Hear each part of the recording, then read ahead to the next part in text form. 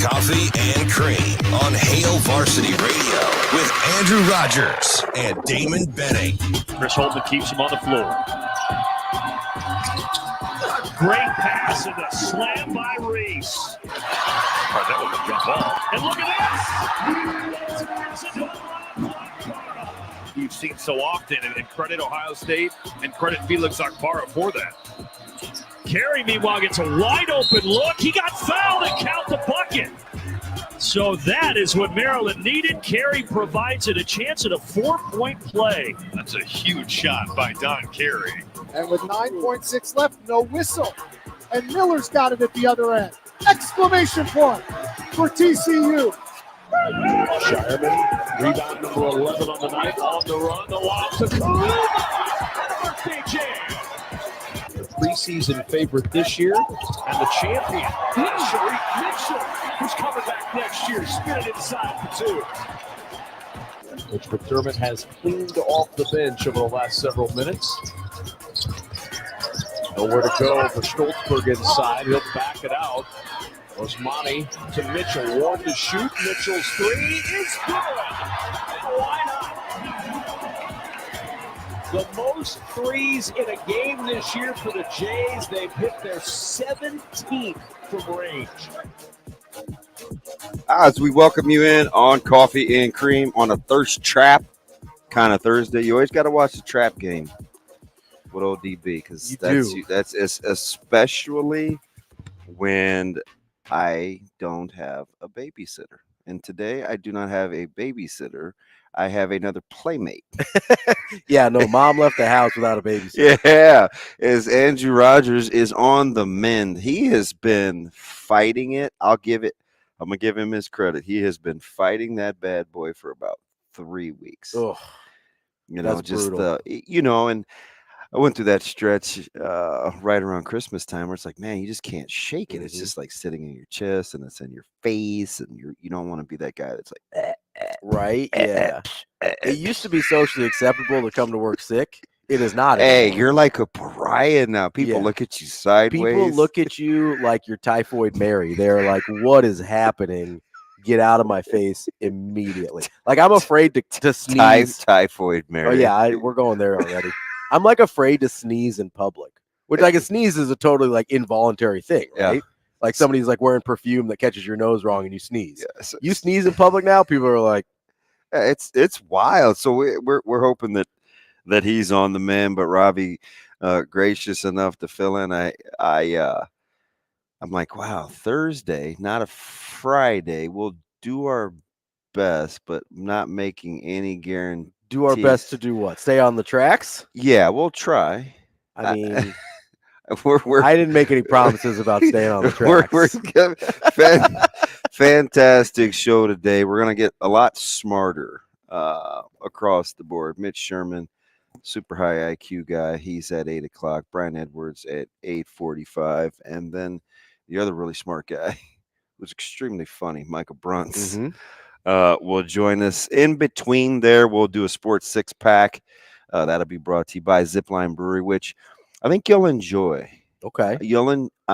There's some questions in there. Shane, we may have to do that one at the 9:30 hour because see if we can get the old hamsters warmed up. Okay. In Robbie's head, like just to make sure that we can get a good. Well, I got to make sure my coffee's done by the time we get to the six-pack. Yeah. So you brought some toys today with you. You have some things to play with. What's in the old coffee, which should have been from the Beanery, which is the official coffee of Coffee and Cream in the Morning. I got to stay on brand. That's my bad. I won't say where it's from. What kind of coffee is that? So it is a venti iced blonde latte.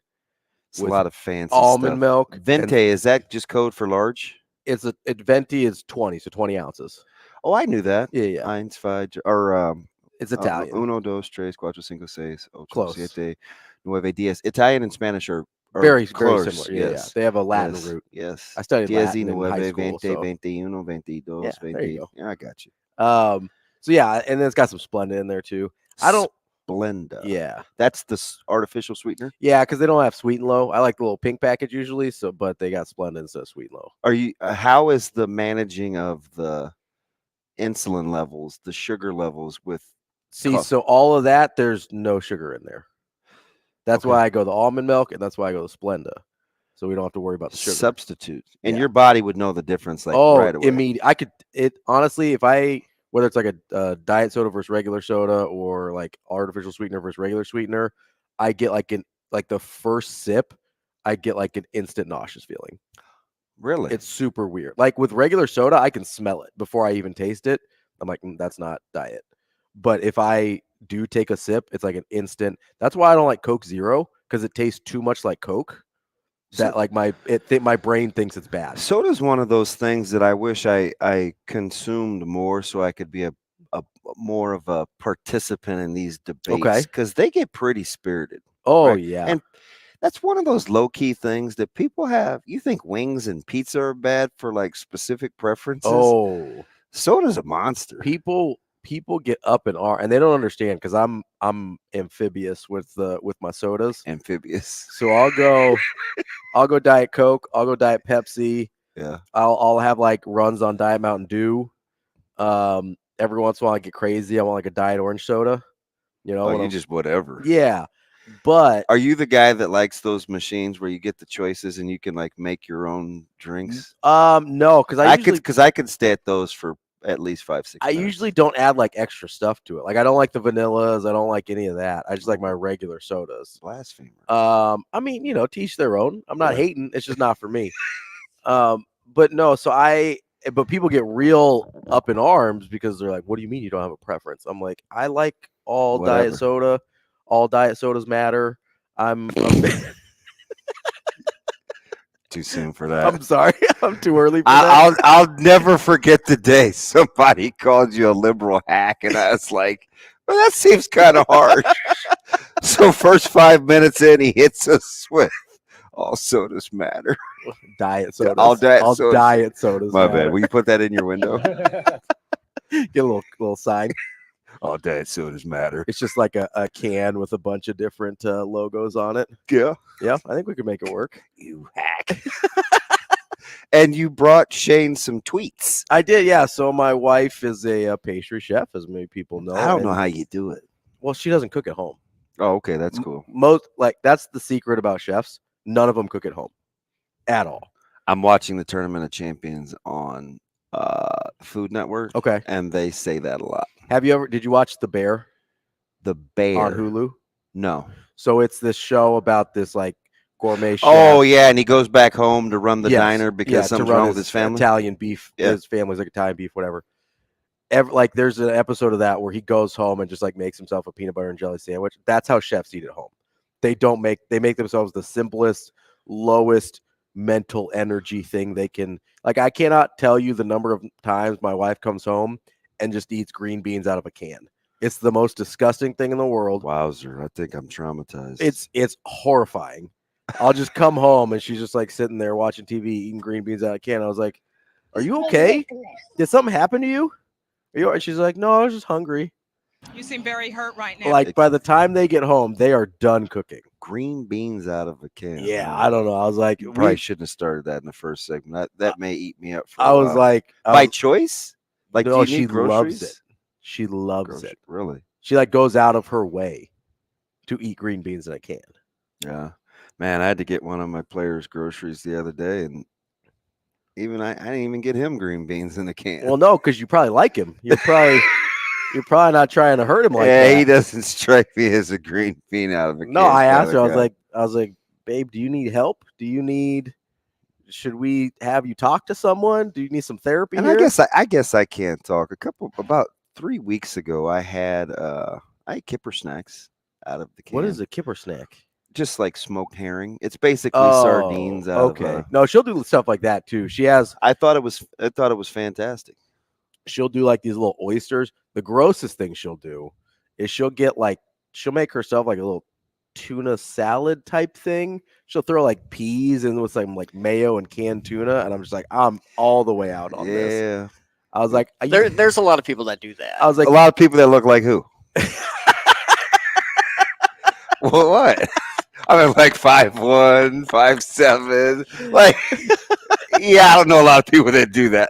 No, she. I tell her, I was like, man, you got to eat that in a different room. That Time out. We're just gonna get a 30 here. Okay, Shane. A lot of people like who? Like who in your sphere of influence is over here clamoring for tuna and pea salad sandwiches? Hey, older people. Yeah. it's like it's like a Depression era meal, is what it is. Yeah. That's what my wife eats. She eats like she survived the Dust Bowl, and I don't understand it. Hey, this is Ravi Lulla for All Taste Buds Don't Matter. I mean, listen, she can eat whatever she wants, but I don't have to endorse it. Yeah, my dude just chimes in with a lot of people. People eat like that. I'm gonna go ahead and not believe that. They're Shane. called octogenarians. Not in 2023, right? That's what that is, man. I'm telling you. Most of those people are no longer with us, unfortunately. Goodness gracious, man.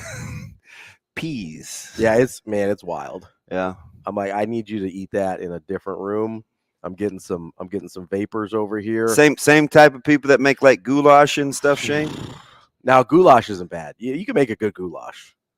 It sounds bad. It's a bad name. It needs better branding. You mean like a couple of spin-offs of goulash. You don't mean like actual goulash in its original form. No, but it's like called a goulash still. Like there's certain styles of, you know what I'm saying? Yeah. And I'll be honest, I can't even tell you what a goulash is. I just know that I've seen it at like. And listen, I'm not here to thumb my nose up at historically traditional foods for some folks, because I saw a mean smoked meatloaf the other day on Twitter, and I wouldn't go near meatloaf. See, I'm not a meatloaf guy. I can't do meatloaf. Pole. I just can't. It's a hard no for me on meatloaf. They sliced it diagonal and they put it across this.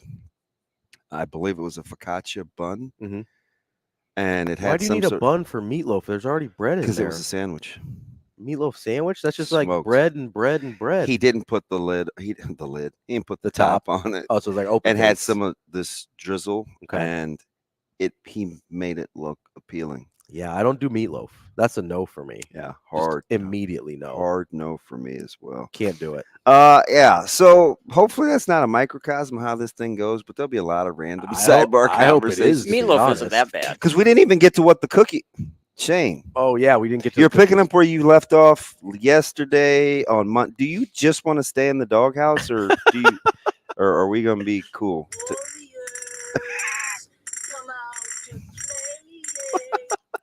Still the greatest entrance in high school sports, though, to be honest.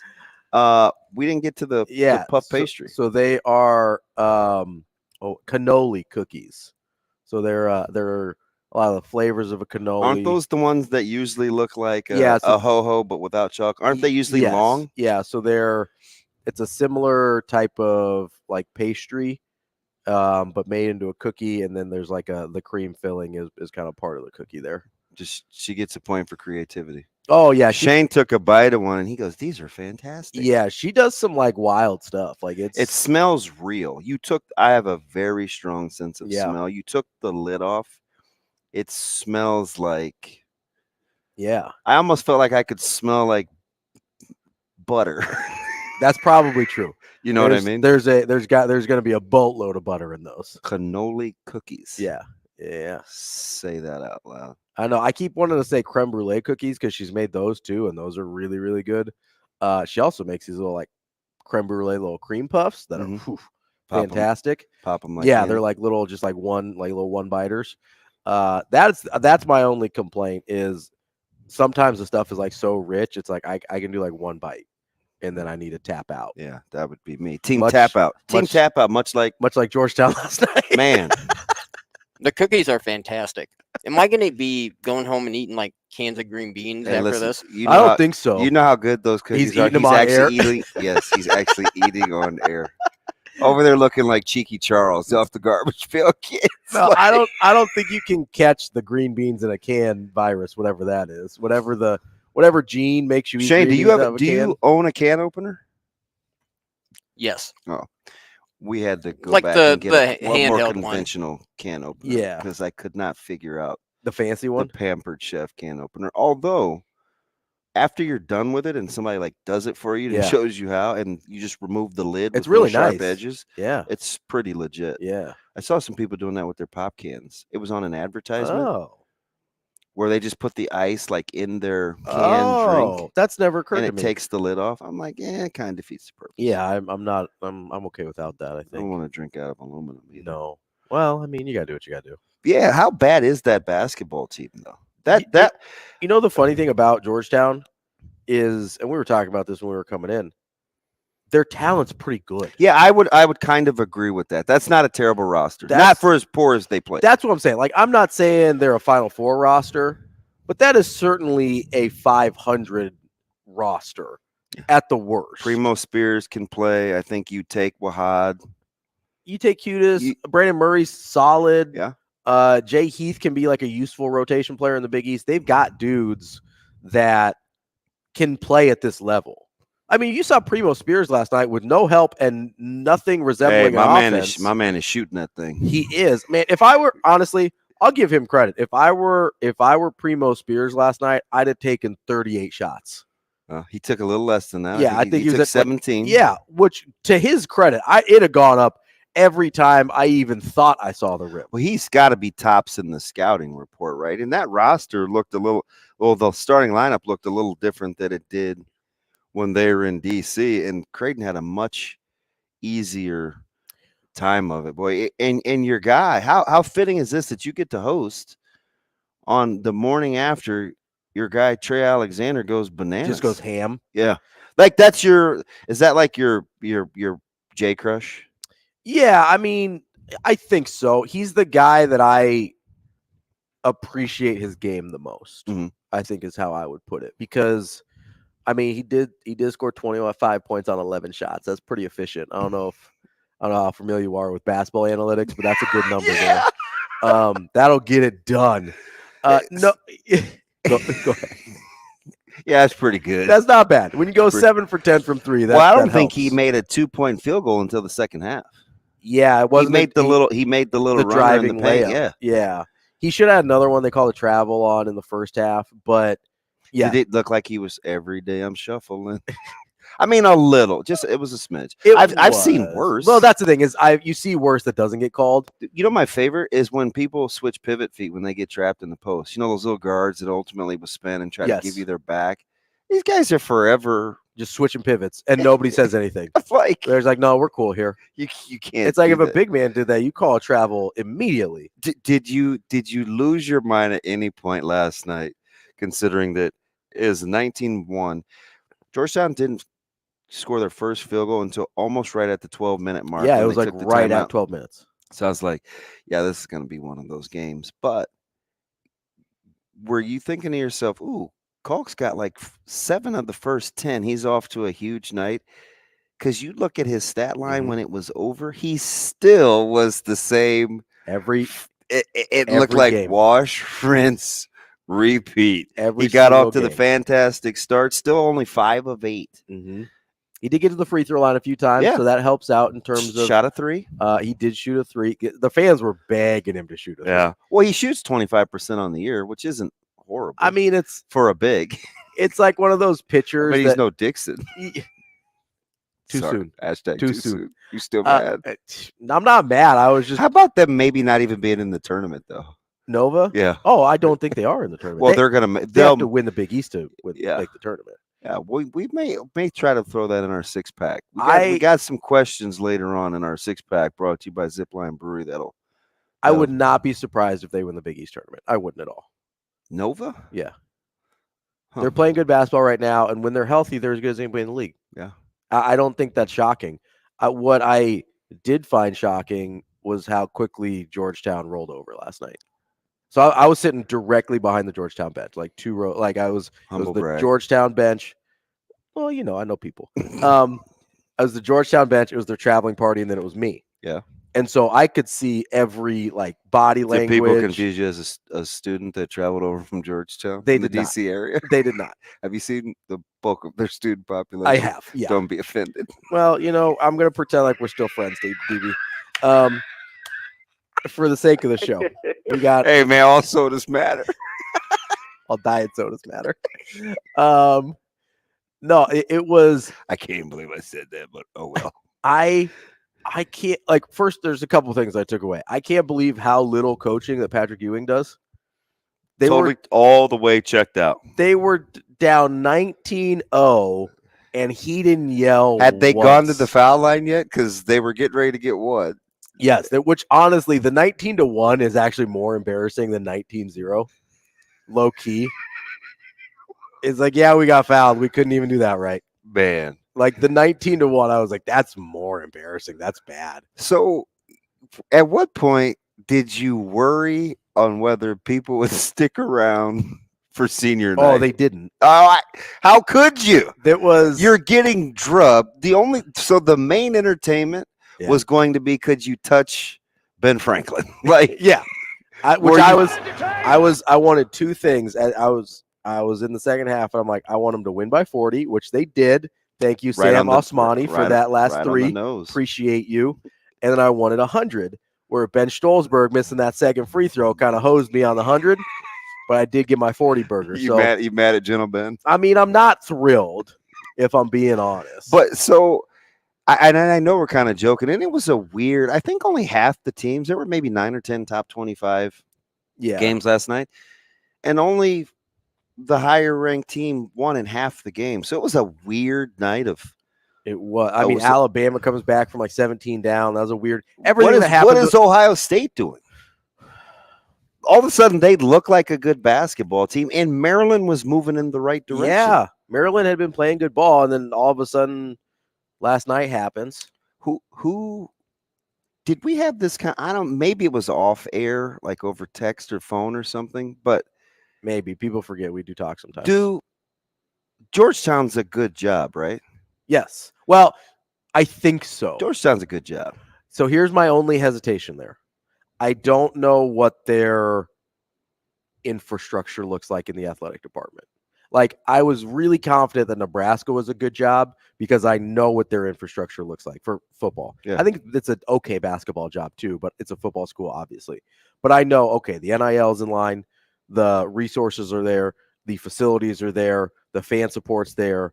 Like, all of it's in place to be good. So I was really confident about that. I don't know about some of those things with Georgetown. I don't know if they've got the NIL part lined up to compete in college basketball the way they need to now. I don't know what their facilities look like. I don't know. I mean, we've seen the fan base dwindle quite a bit because of how bad they've been. If they lost 20 some odd straight in conference. Yeah, it's hard to ask people to pay money to come out and see that. Mm-hmm. So I don't know if they become competent again. Do they come right back? So that's the part I don't know. On the surface, yes, they're borderline blue blood, right? Like, they are It seems I've got into this discussion with Drew Down. It seems like a top 15 job. It should be. If some of those things aren't in place, it probably drops down a little bit. But you're talking about the difference between like a top 10 job and a top 40 job. It's still a good job. We'll get into that. We'll touch on a little more college hoops. Wild night. Get into a little high school girls state finals going on down at PBA. Spent entirely too much time there yesterday. This is the H&H Chevrolet Studios. That's Ravi Lulla. I'm ODB. This is Coffee and Cream. Back in a few. Rogers and Benning will be back in 5 minutes.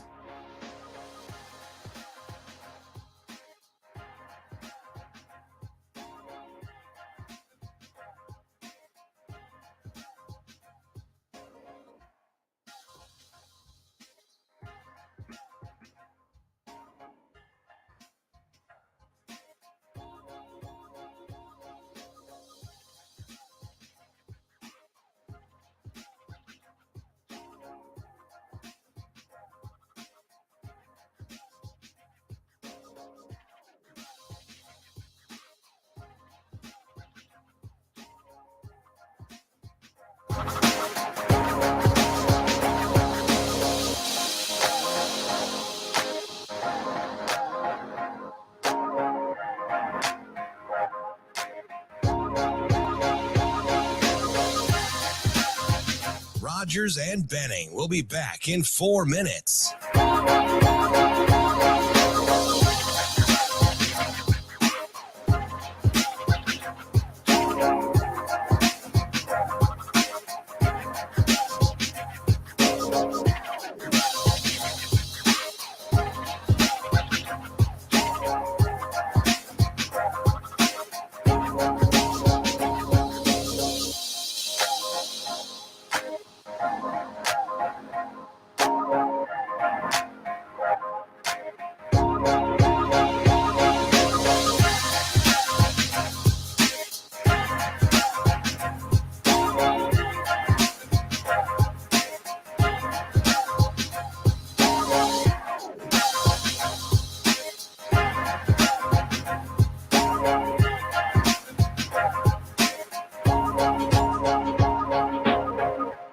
Rogers and Benning will be back in 3 minutes.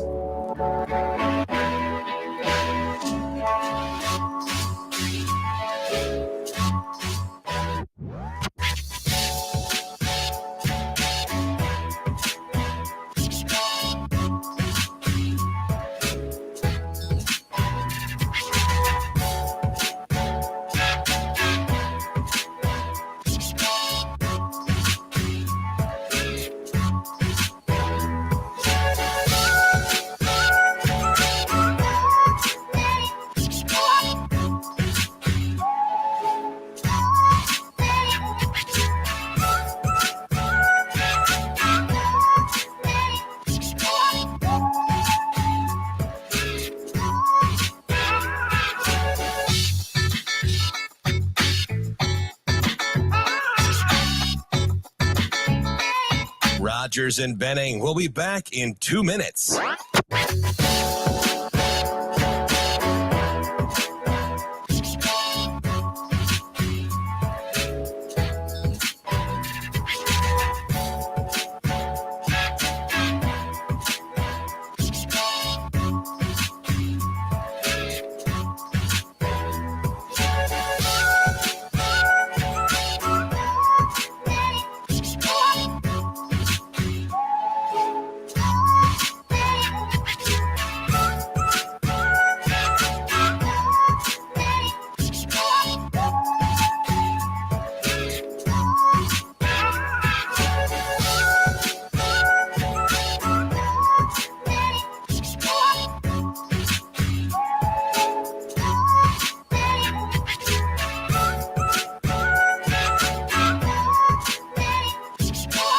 Rogers and Benning will be back in 1 minute.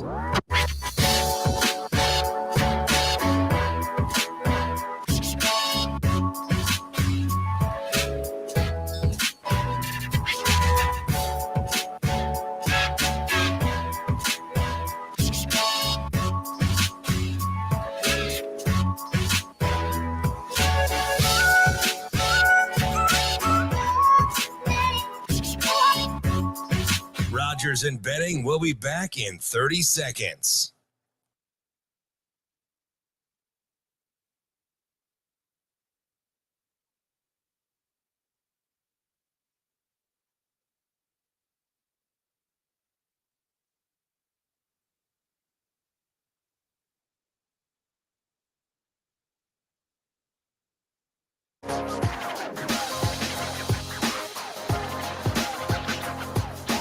Coffee and Cream with Rogers and Benning on Hale Varsity Radio. Coffee and Cream. We're back. Brought to you by H&H Chevrolet Studios. Actually, not brought to you by. Brought to you in. Yeah, that's where we at. Where we at, our official host, the Beanery, which, by the way, I'm telling you, if you have a thing for fruit flavors, okay, knock out one of the smoothies, because I'll take it. It actually tastes like what the fruit name is called, because that can be an illusion. Because you're not a big coffee guy, right? No, but you're a smoothie guy. Oh yeah. Yeah, it's like my personality, man. Just smooth. You like JB over there? JB Smooth. Dude, is he not the most annoying person? Yes, I hate it. Like I hate it so much. He reached his threshold, and I'm like all the way out. Man, if I see him as like a guest star on something, I'm just skipping. I'm out.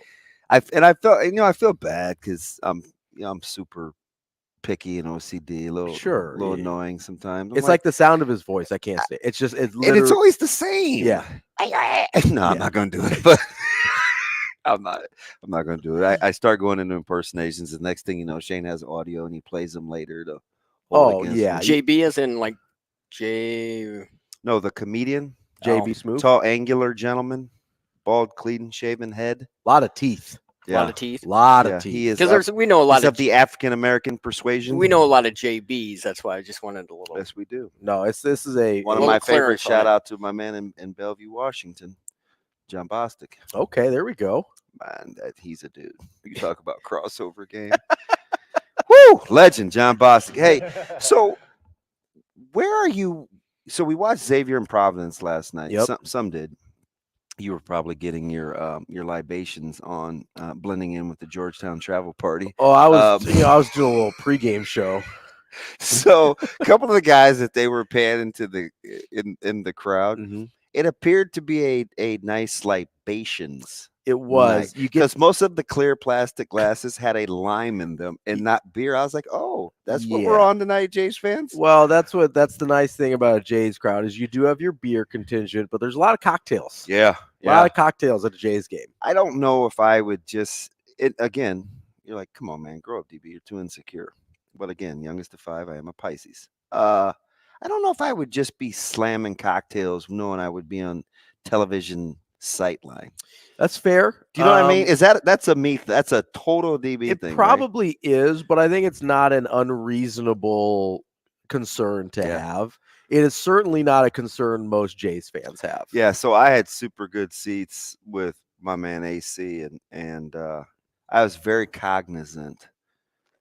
Well, and it was 11 o'clock in the morning, but that's not even really it because I don't care about the time. Listen, on game days, time doesn't matter. And if it's my time off, then it's my time off. Yeah. I mean, I'll worry about being judged later. Yeah, you're fine. I mean, I'll stop by 6, I promise. Not concerned. So we're watching, like, what in the world? Boom goes boom last night. He explodes. He's that guy that was in the player of the year. Sometimes he's that guy. Do you trust Xavier? No, because I don't trust Providence. I've never trust Providence because their talent level is never that high. They're usually really well coached. That is why I think Cooley goes to Georgetown. Okay, but here's my question about Cooley because I heard you say this the other day. Oh, I've been saying it. I know, but I don't remember which day it was that I heard. One of those days. One of the days. One of those days, DB was rambling. Here's my question though about him: talk to me.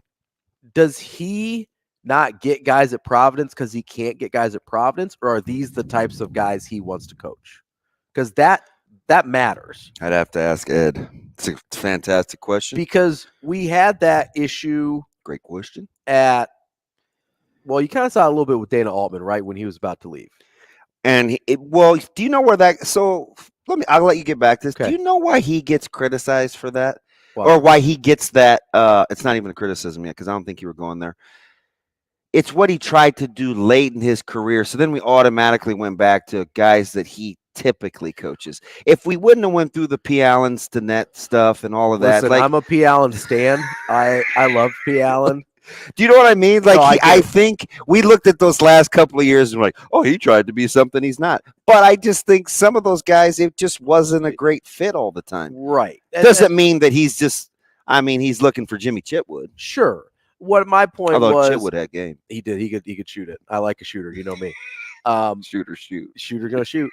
There was a ball that almost came into our hands, and I was like, boys, if I catch this thing, it's going up.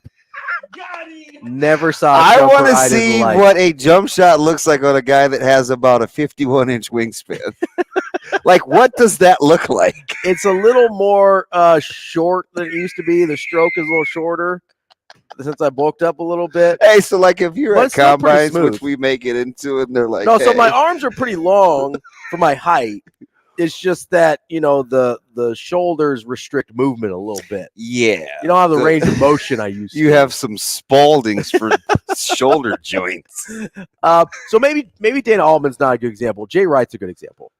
Okay. Because Jay Wright was bringing in the guys that were good for Jay Wright. They made it to a Final Four. He all of a sudden had access to better players. They weren't very good with him. Then he went back to coaching the type of guys he wanted to coach. And then, are you talking about like going from like a Bruntz to a Culinary? No, I'm talking about going from like the Kyle Lowry team to the dead years to like the first Archie Diacono. By the way, how is the youngest the worst? He's so bad. Him and Armstrong, they have the worst. That's my biggest concern about Villanova. Their point guard plays atrocious. Because it's almost never like that. Like there are some people that think Micah could be better than Kate. Like how is the youngest the worst? It's like you don't see it a ton. No, it's like the Corver dilemma a little bit. Like none of them were as good as Kyle. Like I don't know if the youngest was the worst. I don't remember the order after, but Kyle was definitely the best one, right? So you see it sometimes, but this dynamic of my man can't throw it in the ocean though. Who, Micah? No, Archie Diacono. Oh.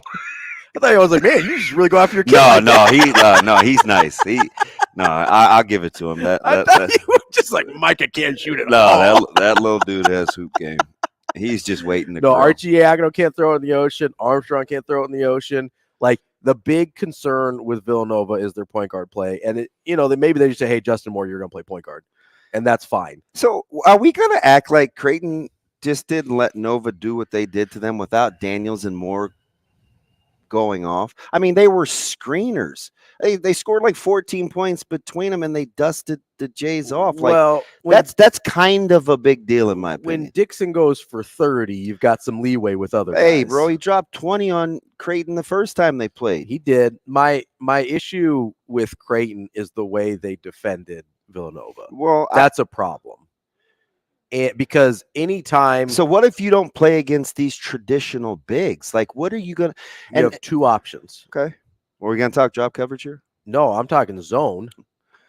Because how awkward did that be at this stage of the season to all of a sudden? But we saw what they did against Marquette with the zone. Mm-hmm. There's a level of comfort there, obviously. Now it's not going to be. And perfect. Marquette got in a rhythm though. They did, but it took them 8 minutes. Yeah, that's okay. They ran the same action for 24 minutes of that game. They did, but it took them 8 minutes to adjust to a zone. So that's something you can throw out there. The thing that you should be able to do, which they are really, really bad at, is you have to be able to rotate behind Kalkbrenner to cover. Yeah. And because he's the secondary rotation. Yeah, it's the helper. Yeah. Kalkbrenner is the help. Somebody has to help the helper. Man. They don't do that. They haven't done it. It's the thing that roared its head against Arizona. Have you been watching West Side? It drives me crazy. Nothing drives me crazy more as a former basketball coach than if one of your guys goes to help and then they get hung out to dry. Mm-hmm. And then it looks like Kalkbrenner's fault. And that drives me crazy more than anything, because if you don't know what you're watching, you're blaming Kalkbrenner for the bucket, and it is not his fault because he went to do his job. So you don't trust Xavier? Nope. I know you don't trust Providence. Nope. I don't trust Creighton. Really? No, there's too much up and down there. There's a question in the six pack, which will be brought to you by Zipline. I'll be curious to get your thoughts. And I think Shane, are there two Creighton related questions? I think ish. I mean, you don't have to throw me softballs with all the Creighton. No. Listen, I don't think either one of them are easy. Okay. All right. If you're going to ask who I trust, is Marquette. I trust Marquette. That's a good more so than UConn. Did you see Sanogo just playing last night? Here's my issue with UConn is I saw too much of them look like a 500 team through the first 2/3 of the I tell you schedule. What, though, they may have that backcourt figured out. They maybe do, but I've seen them take too many L's for me to say, yeah, I for sure trust UConn, because I've seen the bottom of the pit, right? You haven't seen the bottom of the pit with Marquette. It might just be a little drop off. With UConn, there's a bottom down there. So where do you think it would show up the most? Their offensive efficiency? For UConn? Marquette. Ooh, yeah, probably. For UConn, it's definitely their offense that will bite them. They defy the odds, though, because they make so many two-pointers. They do, but that's where the analytics catch up with you, or can. Yeah. They can. Well, you know what? Hold that thought. Actually, I kind of want to transition. I got to dabble in the NFL before we get Mitch Sherman, because I need to get your thoughts on some quarterback stuff. That's Ravi Lulla. We're back after this. Rogers and Benning will be back in 4 minutes.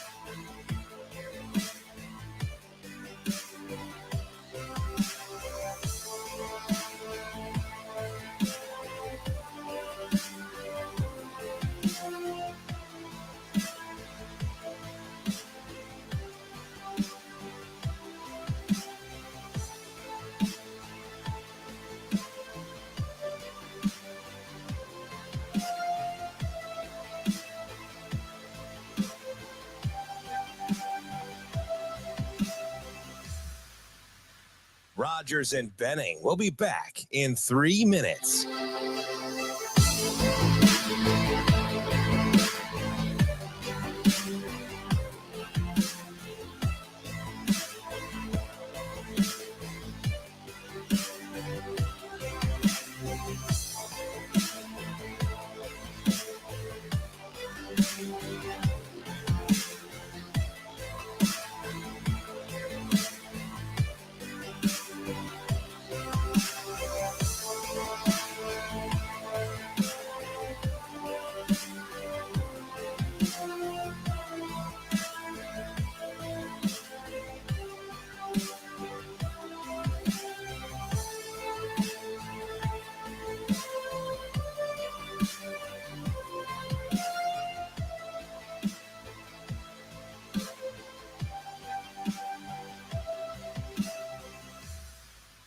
Rogers and Benning will be back in 2 minutes.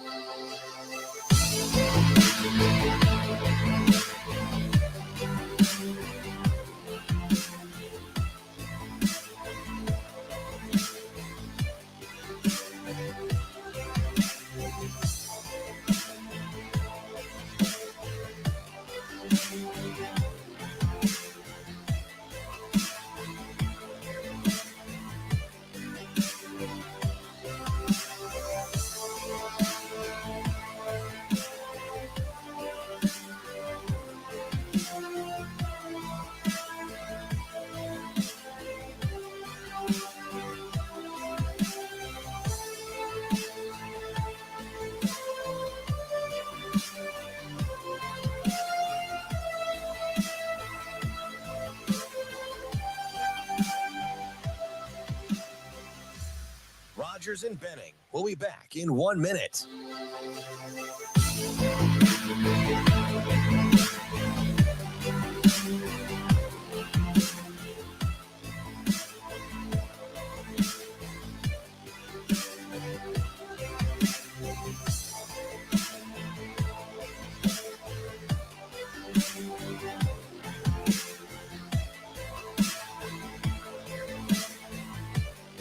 Rogers and Benning will be back in 30 seconds.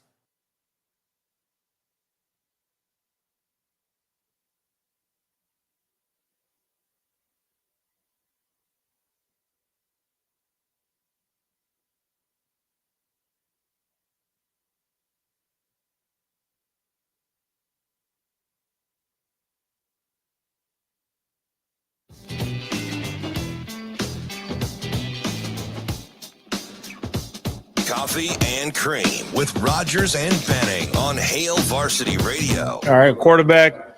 We have one quarterback on the roster. All right, so we have to add at that position, and we'll do it through free agency and the draft. We have to add 2 guys to our roster. So looking to find the best guys that we can add. Then there's a good group of quarterbacks in free agency and in the draft. D'Amico Ryans. Gonna let you know. Hey, listen. I love D'Amico. That's my guy. Listen, the Niners thing, right? Yeah, Niner guy, the Love Fest. Okay, I get it. Welcome back. I like him as a player too. I did. To Coffee and Cream in the morning. 888-638-4876. This just dawned on me. Yeah, you guys. A lot of you like email. You can email me too, and I never give out the email address. Okay. I'm Damon at Hurrdat.com. I don't have an email. Well, not here. Or anywhere. Just tell people. I have a personal email. Yeah, tell if folks keep dragging their feet, well, lock it up. Lock it up. It'll be a new segment. Lock it up. So you could always email the show too. Shane, you're my life coach. Or Twitter. You can hit us up on Twitter. Twitter's easy. I get hammered on Twitter. It's great. Well, I'll give him my Twitter. Yeah. R.A. Lulla. RALULLA. Yeah. You know where Damon is. We don't need to give his Twitter. Well, they tweet at you in unison. It's like it's true. Yeah. I think people sometimes think we're connected more than like we really are because of the vibe, but we're chilling. So D'Amico Ryan. Yeah, we don't like share a Twitter account, is what you mean. No, like we're pretty tight, but we're not like one of those couples with a joint Facebook. Can we log in?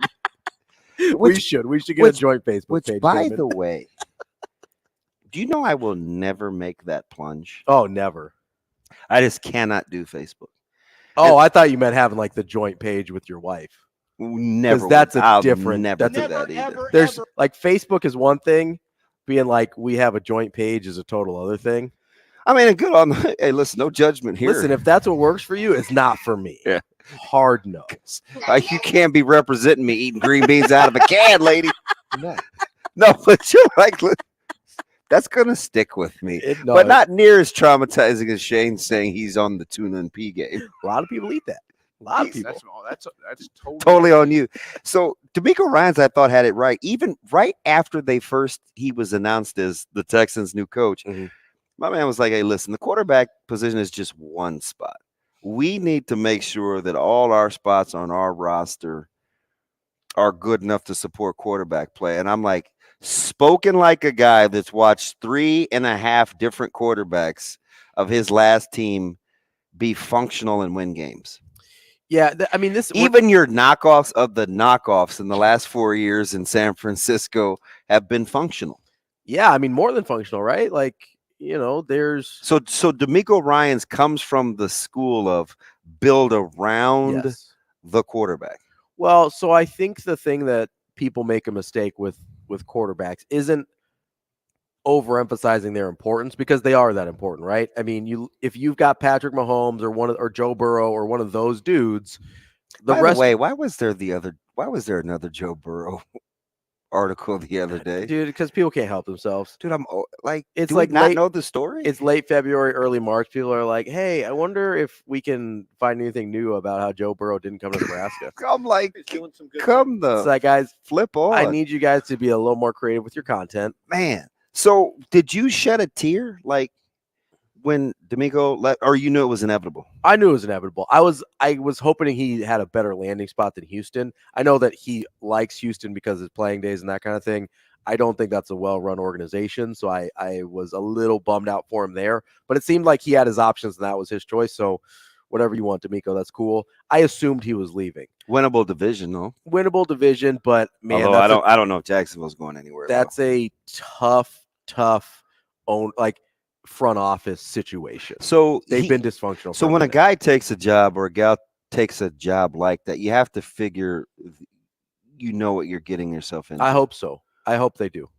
I hope it wasn't just, hey, I really like Houston. I consider that home. I want to go back. So how does a guy that cheers for a team that hasn't had an established star quarterback view star quarterbacks? So that's kind of where I was getting to with D'Amico, right? Is I don't think that the mistake that people make isn't overemphasizing the importance of quarterback.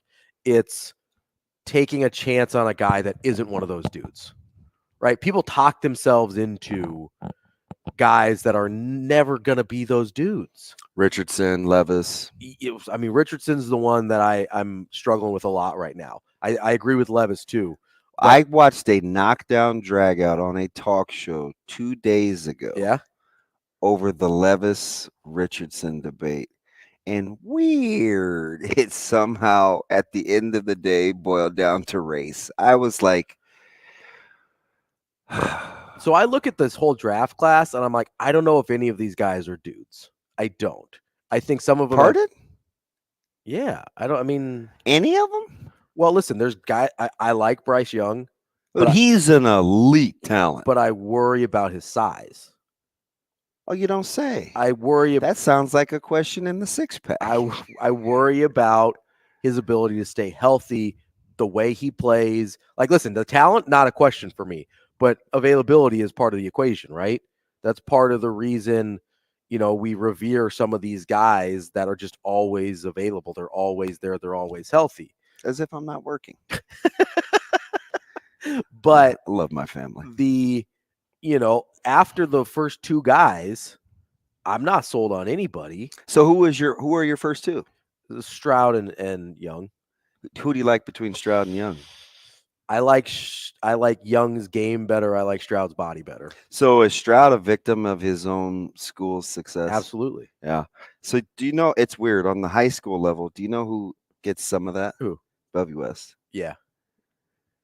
It's kind of sad. Yeah, no, for sure. But you're right. but it hasn't hurt their offers. So yes, as long as it doesn't hurt the offers. I'm good. Because I've seen that work. I was telling it's not even a funny story. It was just a story I was telling. I remember during the draft when I was coming out in college, I remember my agent telling me about the perceptions of Nebraska running backs being too comfortable with running through holes. Yeah. Hadn't historically been tough guys that make tough yards because they're used to because the offensive line is open up. Yeah, and I just was like, that sucks. Like you're like, how's that my problem? Yeah, hey, I love between the tackles. Give me 42 counter trap, dive all day long. You're like, what do you want me to do? Tell my offensive line to block worse? Yeah, try to tell them, man, I'm not fast anyway. Like, let me just get downhill. That's what I wanted to say, but no. I get getting pigeonholed because of you get pigeonholed a little bit, and I think you also get graded on a different curve, right? Like you get like the Ohio State quarterback because of how successful they've been in college. We don't really care about the CJ Stroud numbers, no matter how good they are, right? Yeah, because that's the given. I mean, he looked pretty good against that Georgia team. He did. And he ran the He's ball about when the he only needed to. guy that did all year looked like a dude against Georgia. I don't know if you know this stuff, but if Marvin Harrison Jr. doesn't get hurt, oh my gosh, it's like, man, have you guys never played anything before? Like that stuff happens. It does happen. It's like Alabama last year was down like their third and fourth wide receivers. Like, yeah, they probably won last year, but they didn't. So here we are. So you're not on a draft class and this in 2023, which could have as many as 5 quarterbacks. Who's number 5 in the first round? You're talking about? Nah, you probably won't get 5 in the first round. You certainly will get. You're getting 4 for sure. I think you're getting 4 in the first 10 picks. Wow, I think that's where it's going. I saw a mock draft the other day at Anthony Richardson number 1. No, I did. I saw that, and I lost my mind. Yeah, like Josh Allen is going to ruin so many other teams' drafts because they're going to see what the Bills did with Josh Allen, which, by the way, he still turns the ball over a ton. Oh yeah. But you see the highlights, and you're like, "Ooh, we could do that." Is now the time that I get into the statistical comparison of Josh Allen and Dak Prescott? They're eerily similar. Yes. And one guy is a lot more maligned than the other. I say one guy is viewed as one of those dudes, and one guy is viewed as Kirk Cousins 2.0. Which, by the way, how would you like to be the best quarterback in your franchise history? And be the standard of mediocrity? Yeah, it'd be Kirk Cousins. Right, they're really debating over whether to lock Cousins up long term. Give Minnesota a top 16 defense, and that team looks a heck of a lot different. Probably, like there's this stigma of Kirk Cousins you can't get over. No, you see, you're going to get me to get all sorts of worked up. I'm a constant defender of Kirk Cousins. We're going on some years now. Like I can't. I love the low hanging fruit. Oh man, what time are they playing the game? Sure, yeah. No, I mean he's a pretty good NFL quarterback. I'm like, listen, man, that dude is top halves in the league. Oh, and easy. Then some. He's probably top 3rd in the league. And you guys are whining about get some stops. He's probably top 3rd quarterbacks in the league. Oh, I love it too. It's a couple years. Last year, and this was before Jefferson's record-breaking year. It was. Well, what if he didn't have Justin Jefferson? Oh, really? I mean, he didn't have Justin Jefferson in Washington. He didn't have Justin Jefferson for a lot of the time in Minnesota. He's proved himself to be a pretty good NFL quarterback. Were we watching Josh Allen with that little stretch where he was getting adjusted to being without Diggs?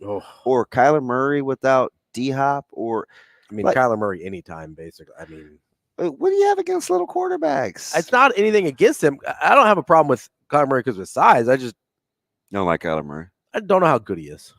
Really talented. I just don't know. I don't know how good you are going to be if he's your quarterback. Kyler Murray got a big deal.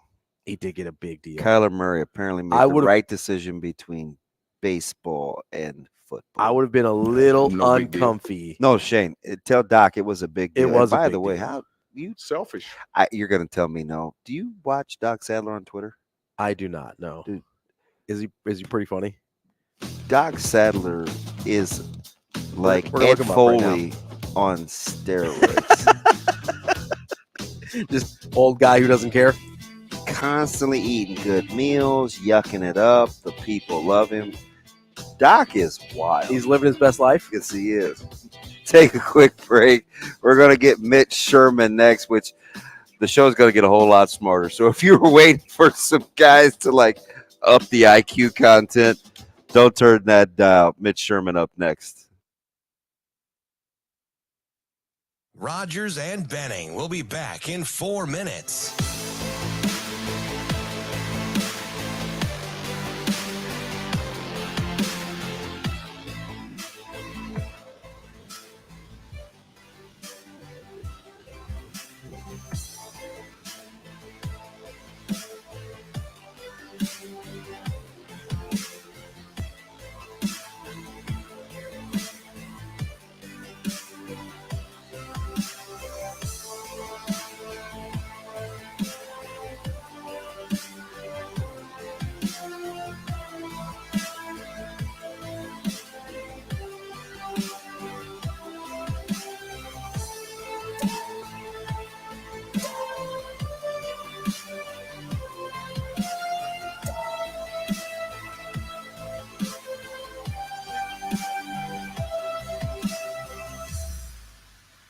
Rogers and Benning will be back in 3 minutes.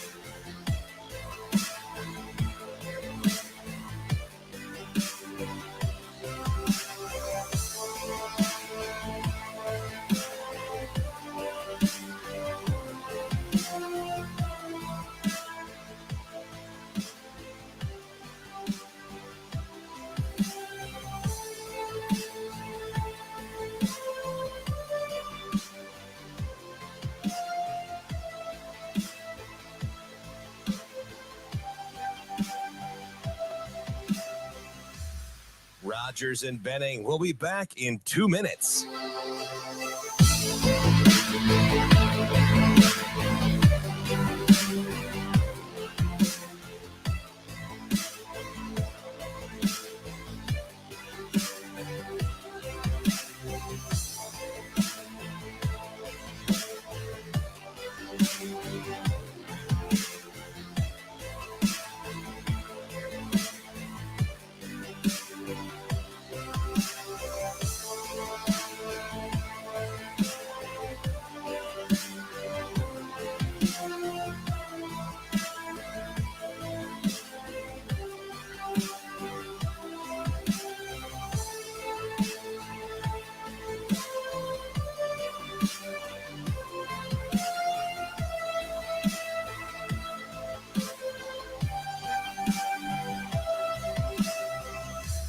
Rogers and Benning will be back in 1 minute.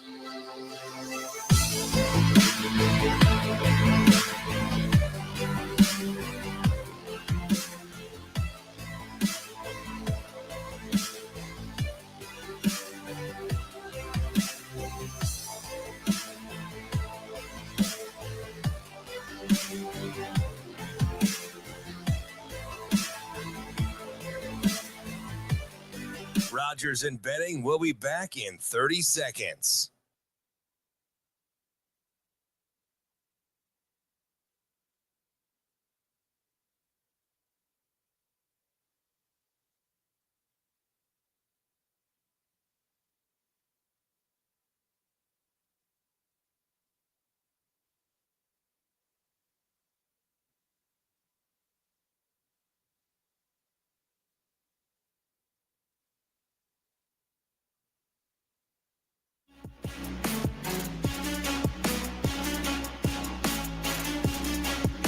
Coffee and Cream on Hail Varsity Radio with Andrew Rogers and Damon Benning.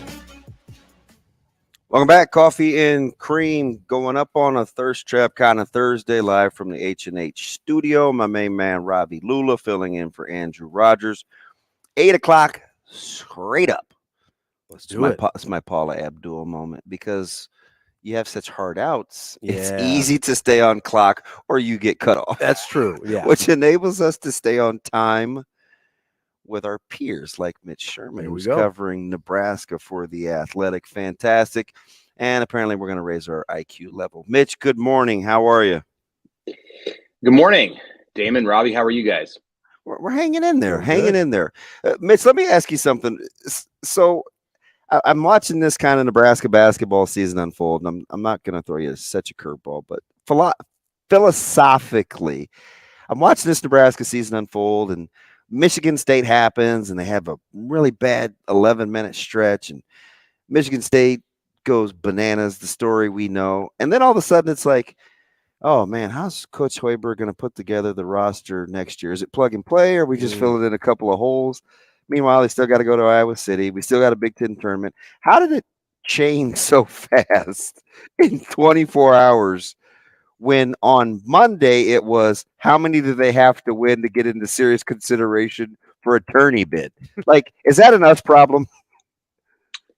Yeah, my read on that is that the questions were already there. We just didn't want to think about them while they were on that hot streak.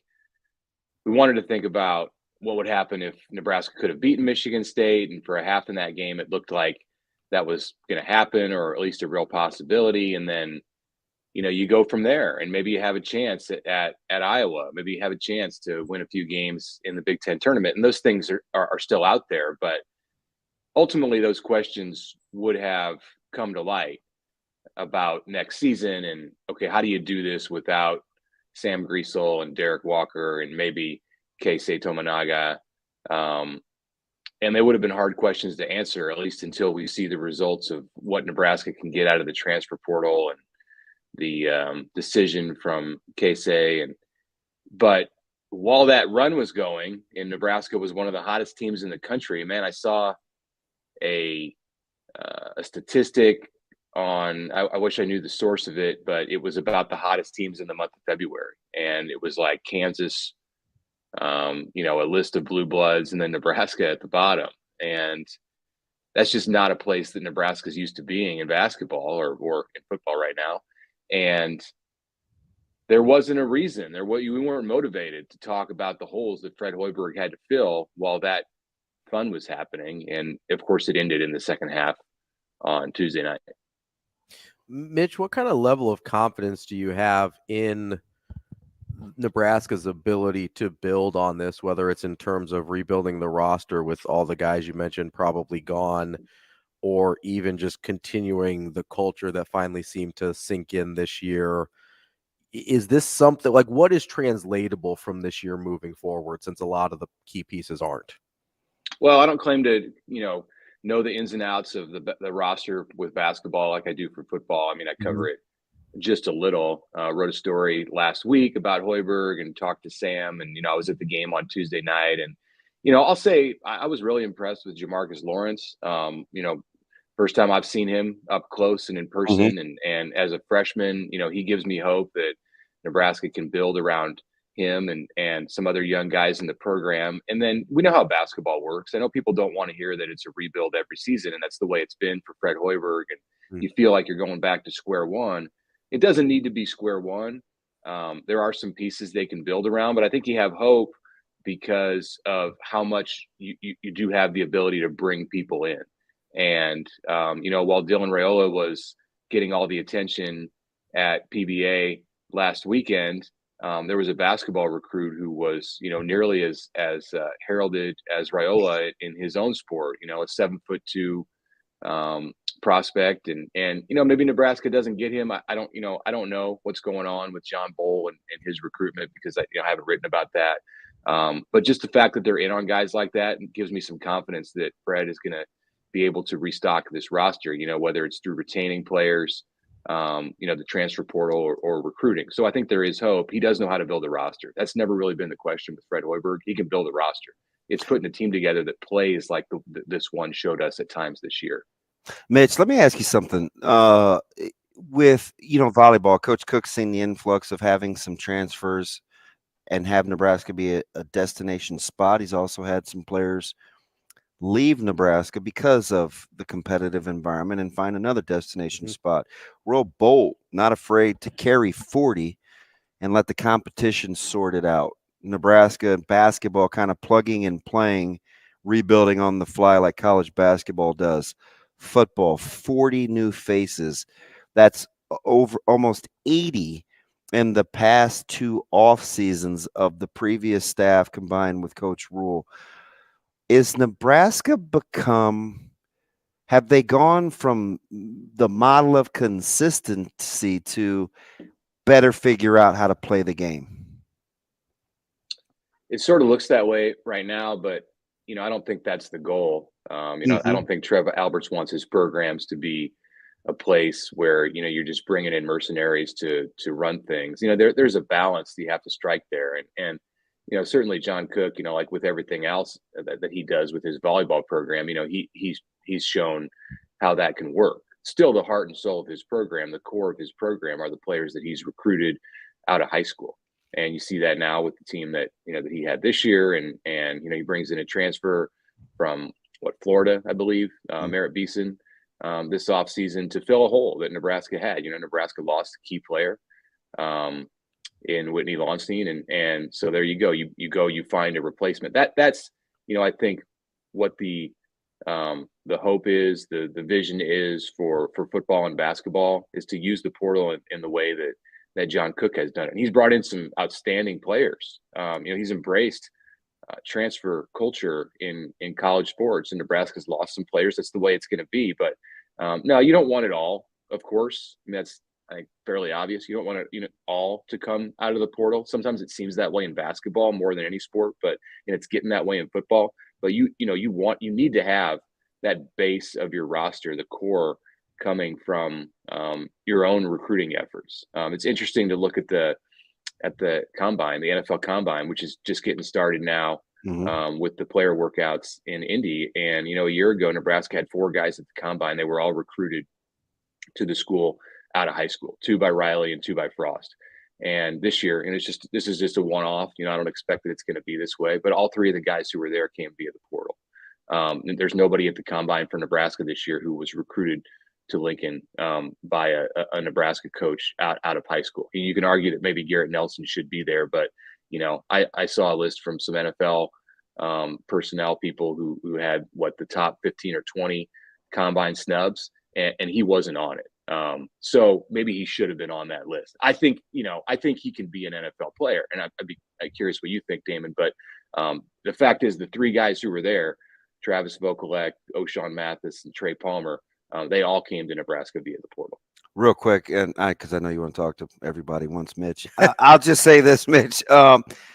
I wish Garrett Nelson had the opportunity to reconsider. And I know hindsight is 20/20, and he may have some unique situations, whether there was an agent, not agent. I'm not sure how he kind of left it with Nebraska in terms of coming back. But that's just one of those things, Mitch, where it sometimes you get in that, I'm going to strike while the iron's hot. I kind of got a high commodity versus, man, I trust you, even though I don't know you. Can you help next level me? And for Garrett Nelson, I kind of think now he feels a little bit stuck. Mm-hmm. Yeah, it's tough. I mean, I don't know. I see it both ways. I understand if he was thinking that, hey, I've been a college player for 4 years, this COVID thing gave me an extra year. That doesn't necessarily mean I should be older when I make a shot at the NFL. And I don't know what a year would have done. Maybe in Tony White's defense, you could have found a spot where you could really feature him and he would open eyes. But it's hard for me to believe that that a year later, when he was, what is he now, 23? If he's 24, is he then going to get an invite to the combine a year from now? I think he'd have probably been back in a similar situation with just more miles on his body. That's why we asked the questions to get a little smarter. Mitch, I don't know. You know that better than me. But. No, I see. But you know what? I didn't ask it like that. I didn't think of it like that. It's like, okay, let's say super myopic, best case scenario, he does come back. Okay, does 23 make a big difference from 24? Well, then some people think he's too old. Like, at no point until you just said that did I think like that. Mm-hmm. I think he looked at what happened with JoJo last year, and JoJo got an invite to the combine. And I believe 24. He was 24 at the time of the draft, but then he didn't get drafted. I mean, if you get invited to the combine and you don't get drafted, it doesn't matter. So, and great, great for him. He got an opportunity and he made the most of it. He's in the NFL, but he had to go the hard route. And I think part of that was, because of the injury history and also his age. Mitch, you had a mailbag on Friday. You tackled some questions about Dylan Raiola. One of is a guy we don't talk about very often, right? We talk a lot. It's your fault, Mitch. You're the one that got intimate. You were with the family. I mean, they let you in. That's rare. I'm glad for it to be my fault. It's adding a lot of spice to the off season, right? I mean, what else would we be talking about right now? We're more than 2 weeks from spring practice. Well, we were talking about meatloaf earlier, so Dylan Raiola is probably better. We talk a lot about the potential positive impact of a Dylan Raiola commitment. You kind of started tackling the idea of what does the negative impact look like if they don't land Raiola? What are some of those negative impacts in your mind? Oh my gosh! Yeah, somebody asked me. I didn't bring that up. Somebody asked me the question of, is it Dylan Raiola or bust? That's the mailbag. And so I don't think it is. I probably took a glass half full approach to answering that question, and that's just kind of the mood around Nebraska football right now, is glass half full. So And that's how I feel about the quarterback position and Dylan. I mean, of course, there's a lot of excitement about him, and it would be really disappointing if he chose to go somewhere else. But the nature of quarterback recruiting, we just got done talking about the portal. Nebraska would be fine. I mean, maybe it's able to turn on a dime and get one of its other prospects in this 2024 class to commit. You see guys who were kind of waiting and wondering what Dylan Raiola is doing. And that's not just at Nebraska, that's at other schools too. Georgia's got an interesting quarterback situation right now. They've got a commitment in the 24 class and an offer out to an in-state player who is really highly regarded. I think he's a top 100 player in the country. And, he's probably in a situation like Danny Kalin from Bellevue West, who can't really commit to the in-state school because their top priority is at large. And so if it goes that direction for Nebraska, and for the record, I don't think it will. I think Nebraska is going to land Dylan Raiola here in the spring. I mean, this month probably. That's just my gut feeling on it after watching last weekend in particular, to see them come in and have him sitting courtside at the basketball game. And, maybe it's an emotional reaction. Maybe that prediction I'm making is based on emotion, but I think it's going to go that direction. And if it doesn't, they'll be fine. There could be a 24 guy, or, there's going to be an influx of quarterbacks that go into the portal in May, and then another one in December before he's even ready to sign and show up on campus at any school, which would be next January. December sign, January enroll. There's going to be multiple opportunities for Nebraska to add to its quarterback depth, to add to its quarterback future, either through recruiting or through the portal. So, while you want to get him, of course, and it would be a huge milestone for Matt Rule in this program. If you don't, I think you're still going to be okay at the quarterback spot. Totally taking advantage of your personality and your temperament here. So bear with me with the question.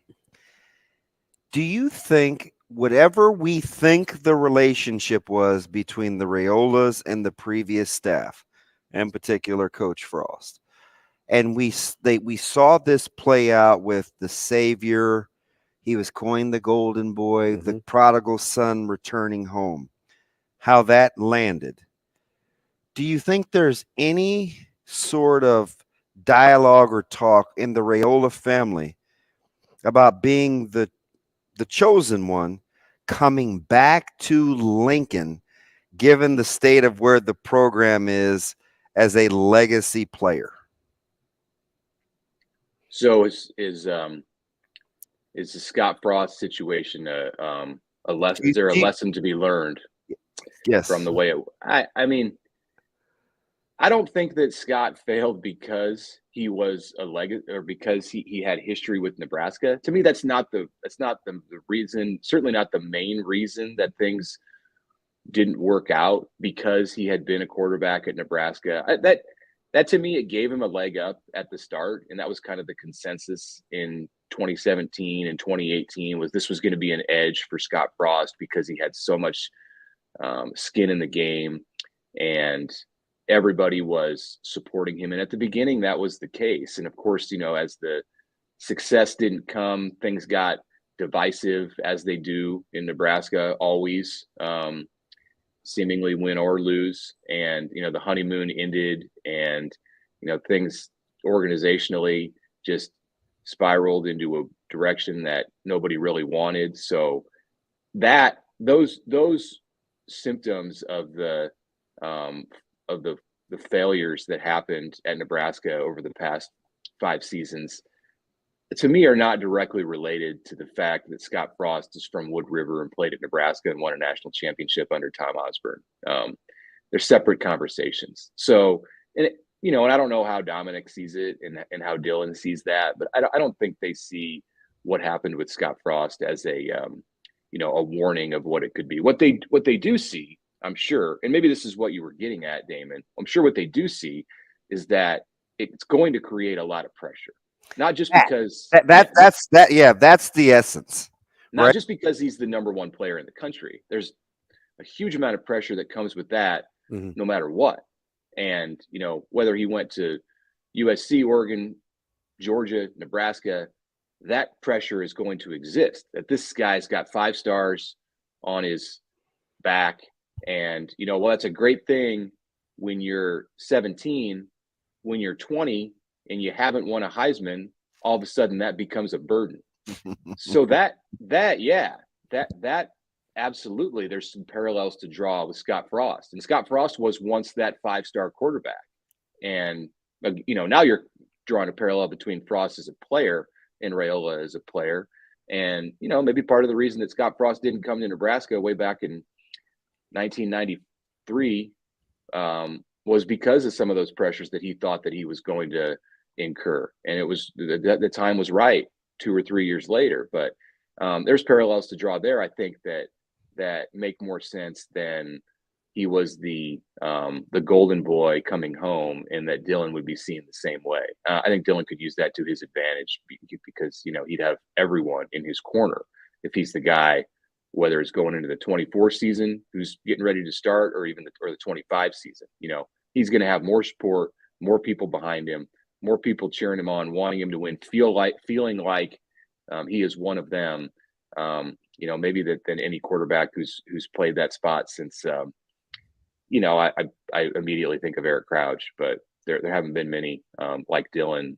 This like the situation that he would be in this program if he chooses that route. Yeah, it's funny you bring up EC. That's what you just described is the number one reason. And I typically don't fawn over guys that are that much younger than I am. Mm-hmm. But one of the reasons that I love Crouch, not only as a player, but as a person, he weathered the storm. Oh, yeah. Because and there was a storm to weather. Dom's not that guy. Like Dom, you saw him at PBA, right? He doesn't want that's not his style. That's not his wife's style. They're not limelight, look at me guys. And that's what he's going to get. And to be able to tackle that and embrace the expectations and I just have a special place in my heart for people that can handle the scrutiny that comes with the pressure of being the quarterback of this state.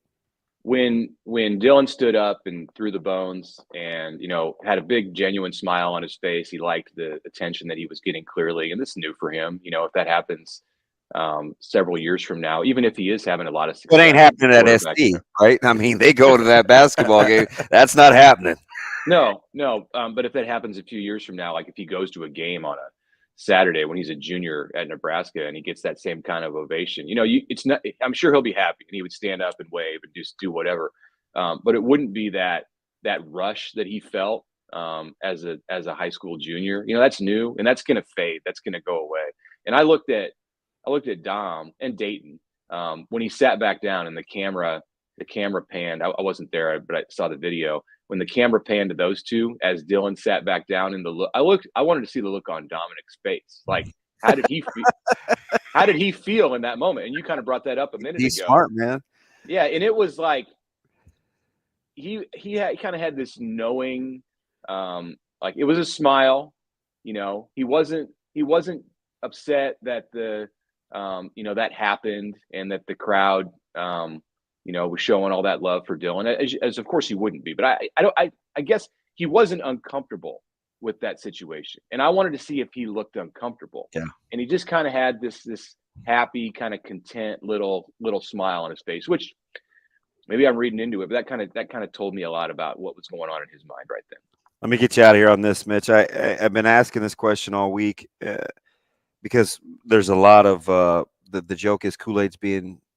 We're adding sweetener, right? With each Matt Rule presser, you meet the staff, Dr. Elsa. We'll talk to her tomorrow on the show, where it's like, oh my gosh, I'm all in. And I said to myself, well, it can't be that linear and that easy, can it? And I had a buddy text me, and they said, well, for 6 or 7 years, you said it shouldn't be that hard. So, do you get the sense that it's that easy, or is it because it's the off season and there's no W's and L's? It just seems like this feels different with this staff. Yeah, it does. They're experts in this marketing kind of PR stuff. And that doesn't mean that they're not going to be fantastic when it comes to coaching football. But I think there's a need to differentiate those things. They're very, very good at communication. And that was one of my number one takeaways from Matt Rule on November 28th when he flew into Lincoln, with Corey Campbell and Evan Cooper, and he walked off that plane, went into the airport hangar, started shaking hands, came to campus, walked out of the East Stadium by the Devaney statue, saw the fans there, came down to the Hawk Center, everything he did. And I'm sure Trev had a role in this, and others did too, with like, okay, go here, do this. It seems very instinctive for Rule, in just like interacting with people and communicating.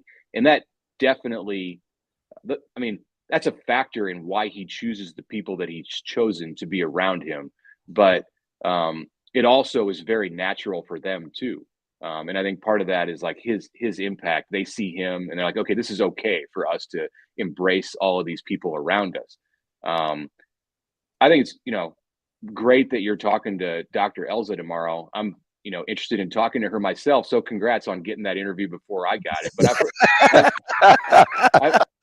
I've heard her talk. Yeah, I've heard her talk on some podcasts. I'm captivated. And she's inspiring just to hear her, to listen to her and the trail that she's blazed in the state of Texas, and just the relation. It's not normal, I don't think, for people in her position to have those kind of relationships with coaches and players that she has had. How about her insight? Right. That's ridiculous. And the fact that she would just, when she met Rule because she would just go to Baylor practices when when he was in charge, because she felt like that was something she should do in her position. He had high school coaches on his staff. He of course recruited players who came out of the UIL. So I can't wait to hear more about that. In fact, I'm going to be in Texas next week, going to a bunch of those places that Matt Rule developed relationships. And, I want to be able to tell that story from the ground zero in the state of Texas. And I'll be in Waco and DFW and should come back with some good stuff. But, we'll be interested to hear what Dr. Elza has to say about those same things to you guys this week. Simply the best. Appreciate you, Mitch. Have a good one. Thank you. Thanks a lot. He's as good as it gets. That's Mitch Sherman from The Athletic. Coming up, more Ravi and I. We'll dumb it down. I've got a question for you. Let's talk. Let's do it. Coffee and cream.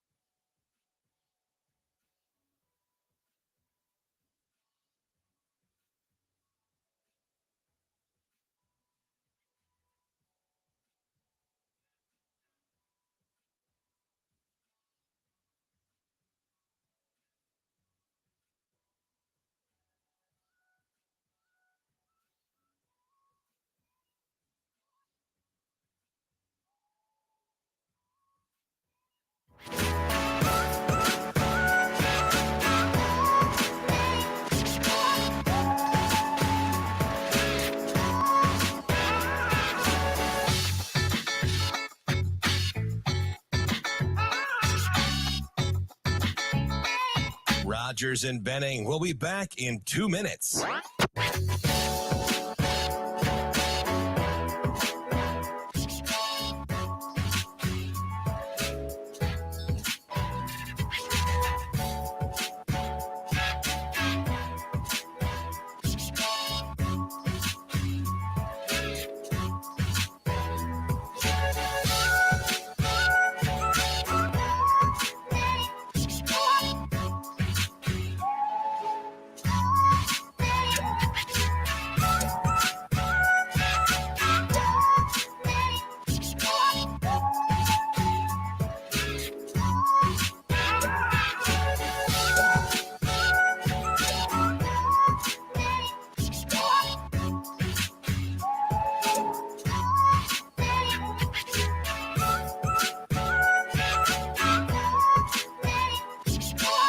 Rogers and Benning will be back in 1 minute.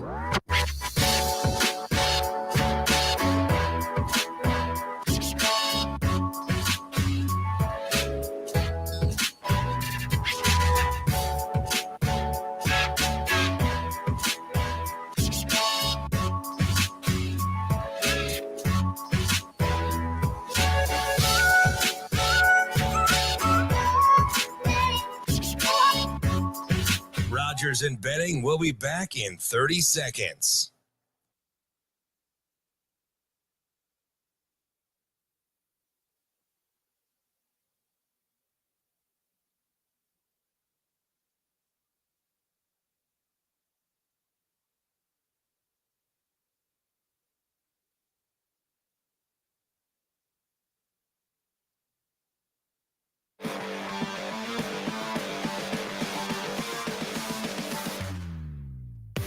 Coffee and Cream with Rogers and Benning on Hale Varsity Radio. Welcome back. Coffee and Cream. It's funny.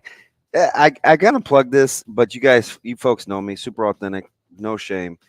What we talk about off air, in between breaks, that kind of stuff. A lot of times that's where the good stuff happens. Oh, yeah. So make sure you come out and have breakfast tomorrow. I've learned to be comfortable. It wasn't always my thing. I'm not a great sharer. Sure. Especially with people I don't know. You can be a little introverted. But I do like, for you, high five, because I appreciate your emotional maturity when we talk about difficult things. But come see what we do, how we do it. Come say hi to Shane. See why he hides behind his little Snoopy and Woodstock birdhouse back there with all the equipment. You can try. You got to get past Sasha first. As we're playing radio. Hey, she's no joke. She sent me a text a little bit ago. She's like, "Hey, can you come by the office after the show?" Oh, am I supposed to say no? You going to the principal's office? Do you know what my response was? God is my witness. I'll be there right after the show. I was supposed to say like, "Yes, ma'am." I think it's the ink, right? I She think intimidates you a little bit. Yeah. Yeah. You know, she's kind of like this closet lover, but comes off as kind of pretty tough. So Sure, I could see that. So I just err on the tough side because I'm not trying to go there. Not trying to get on the wrong side of the tough. Yeah. She's like, listen here. And she cusses, I don't, so I'd probably hear that. And I was like, hey, man, I'm just trying to do the right thing. But yeah, make sure you come out and see us for breakfast tomorrow. Doors open at 6:45. Chef Nick, he's a monster. You know, we've got some Frenchies. Okay. Yeah, like double dip, like this kind of Monte Cristo theme. Okay. He and I arm wrestled over the cereal concept. Okay.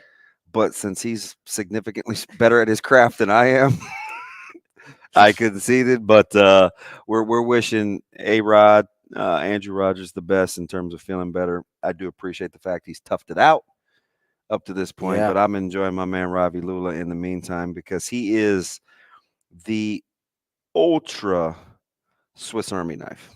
Well, you know, sometimes you can open a can, sometimes you can not a can of green beans though. Woof. It's a Leatherman. Severe taught us it's a Leatherman that we're after, not a Swiss Army knife. Well, I mean, you say Leatherman though, and nobody else. Is that the brand? I don't know. I probably. So is that like saying you're a Hoover versus a vacuum? The Hoover versus the Dyson. Oh, could you be? Yeah. So like that. Yeah, because I think a Leatherman is as a brand. I'm guessing. I don't know. That's probably like the military brand that they use because he, severe. Yeah, that's his jam. All I know is he went on vacation and then he didn't get it back when he was on vacation. Oh yeah, they took it from him at the airport. Oh yeah, he had it, I think, for 20 years since his military days. Probably. It was a gift. Oh, okay. Yeah, he was salty. Oh, I would imagine. I mean, straight. I mean, it doesn't take a lot to get severe salty. Pink Himalayan. Get that bougie. Light skin Himalayan. Get that bougie stuff. Fantastic conversation with Mitch Sherman. He's super smart, and some of these guys, and that's why I love our guests because they let us go there. I mean, we asked some questions. I can't wait. Again, programming note. We got Dr. Elsa.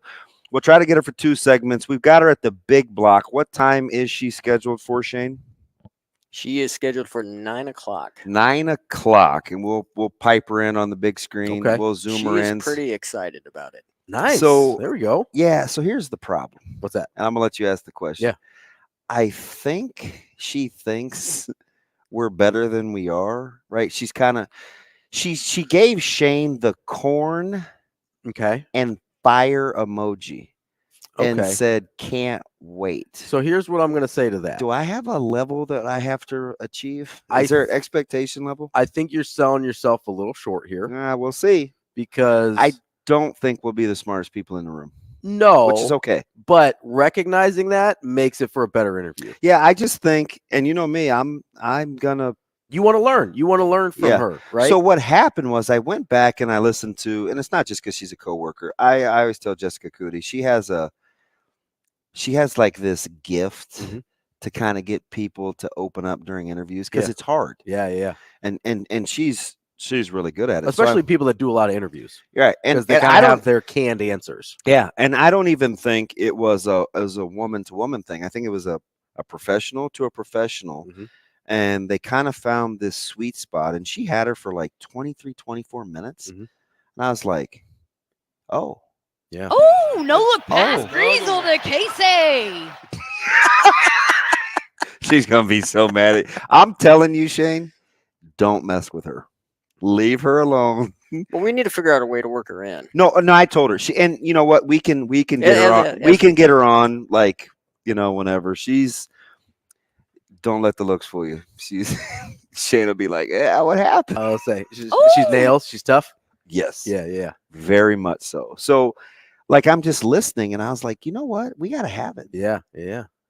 And there's a lot in there, so we'll have to sweet talk Shane and see if we can keep her for 2 segments. So what I think that you'll have going for you is like different styles bring out different answers from people, right? And so that's the advantage you have of whether you consider yourself a little bit more this environmental, more casual than kind of a formal sit-down interview is sometimes the environment itself allows for people to open up a little bit and say things that, like, I don't know, I say things that when I'm with you that I never don't anywhere else. So, I mean, that's part of it. And there's something to that. Yeah. There's something to that, I think.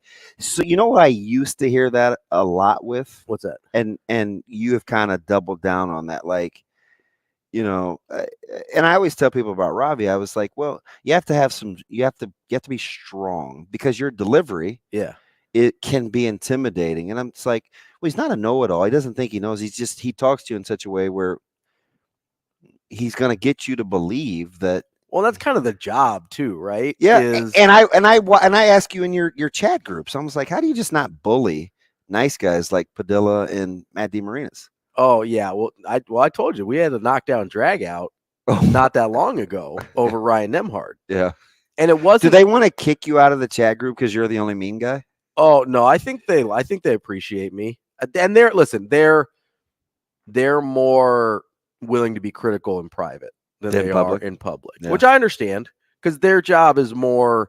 They do some opinion, but it's a lot more reporting than I do. Yeah. I'm an opinion guy. That's all I do. I don't report. Shocker. I'm not a journalist. Like I'm just out here like spitting takes, right? Yeah. So what happened was earlier this year, Nemhard was not playing great basketball. We find out later he'd been sick for a while. I don't know how much that was part of it, but he had a stretch when Creighton was struggling where he was not playing great. Is that fair? Yeah. And I posited the idea that with the way the lineup worked it might be worth exploring bringing him off the bench as kind of a Manu Ginobili type. Not that he wasn't one of your 5 best players, but that maybe he's more valuable anchoring a second unit that didn't have ball handlers and didn't have scorers, because, this hasn't been a great scoring second unit for Creighton for most of the year. And so that was my argument. And obviously Nembhard started playing really well after that, and I look like an idiot. But during that stretch, I don't think it was an unreasonable question to ask. Yeah, I get it. What that turned into, and this is where we actually got mad, was your boy Padilla. Now he's my boy. I am a JP guy. I am too, most of the time. But he called it a shock jock take. And I got mad. Oh, I got mad about that. Because that's about as negative as Jacob Padilla will ever get. And I was shocked because he usually doesn't go there. And I was like, listen, I get it was a spicy take, right? I understand there was some hot sauce on there.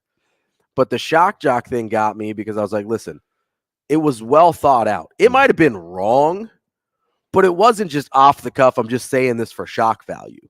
Like, you can disagree with it. I can deal with that. He hit you. He hit you in the feels, didn't he? He did. I was like, I'm a little in my feelings about that. It's hard to manage, man, especially when you wear it on your sleeve. Well, and listen, he said, listen. I give a lot of opinions. Some of them are gonna be bad. So you know who else I hear that with? Is me and Foreman. Jay Foreman and I can have these conversations and these talks that's different than you may get him or me almost anywhere else, just because of the chemistry. Yeah, absolutely. That he and I have. So I get the interviewing style, but as I'm listening to Dr. Elson and JC, I'm like, it's gonna be tough. But I even had Shane go back and listen to it. Okay. I was like, Shane, you're giving him homework. Well, I'm telling you, we'll see what we can get tomorrow with Doc, but she's fantastic. Do you want to ask me the question in this break or the next one? Ooh, let's do the next one. It's more than a 30-second question. Is it a tough one? I don't think it's tough, but I think it's interesting to think about. And you're not going to give me any hints. I mean, no, I want to get your genuine reaction. Ooh, I like to see him squirm. Man, you do that to me all the time. Yeah, that's true. You're like, I'm just going to throw stuff at you and see what happens. Save it for on air. That's my man. You can get him at R.A. Lulla. That's Ravi Lulla. Shane Schillerberg on the ones and twos. We are live from the H&H Chevrolet Studios. Coming up, we're going to try to win you some money with Brian Edwards. It's Coffee and Cream.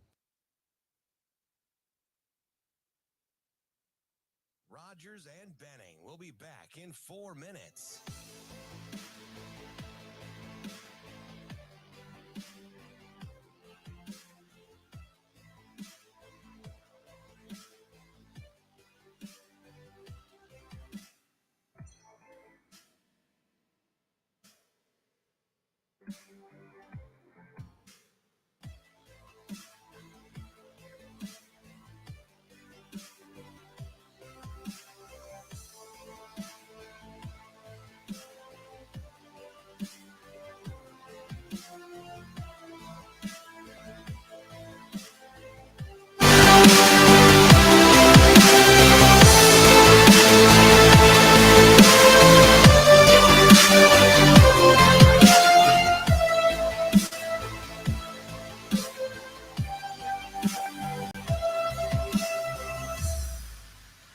Rogers and Benning will be back in 3 minutes.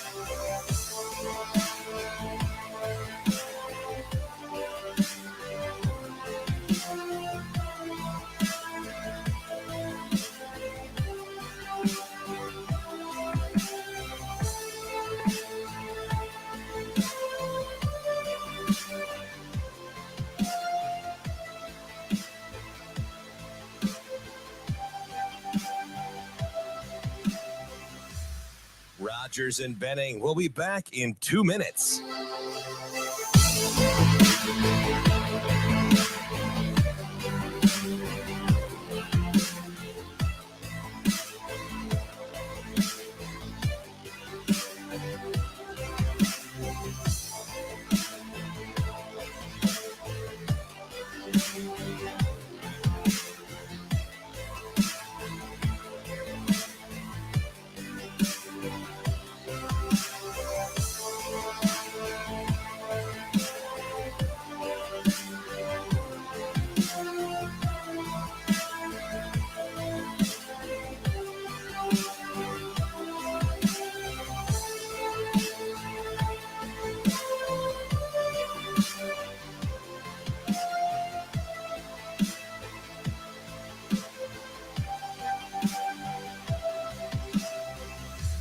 Rogers and Benning will be back in 1 minute.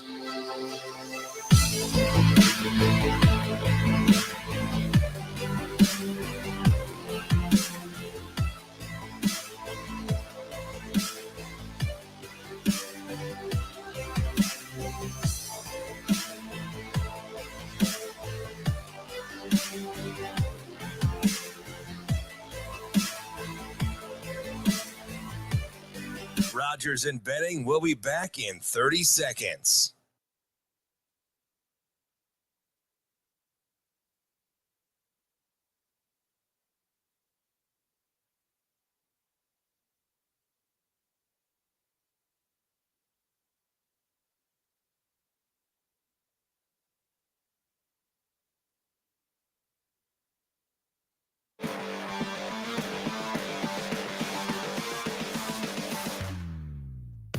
Coffee and Cream with Rogers and Benning on Hail Varsity Radio. Now, Vegas insider, senior handicapper, and fan of the cold Budweiser bottles, Brian Edwards. It's got to be touchdown, touchdown, touchdown. Brian Edwards. I don't really love it. Brian Edwards. Were they using the cream cheese to butter the bagel? Brian Edwards. I'm going with the cowgirl. Here is Brian Edwards.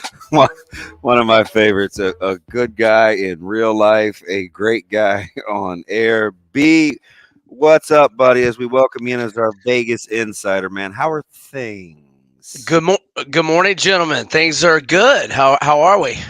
We're good, right? We're still trying to recover. Like, if you're trying to look at those top 25 basketball games last night, you're probably like, what the? Like, the higher ranked team basically hit 500. That was not a great night to be in the top 25.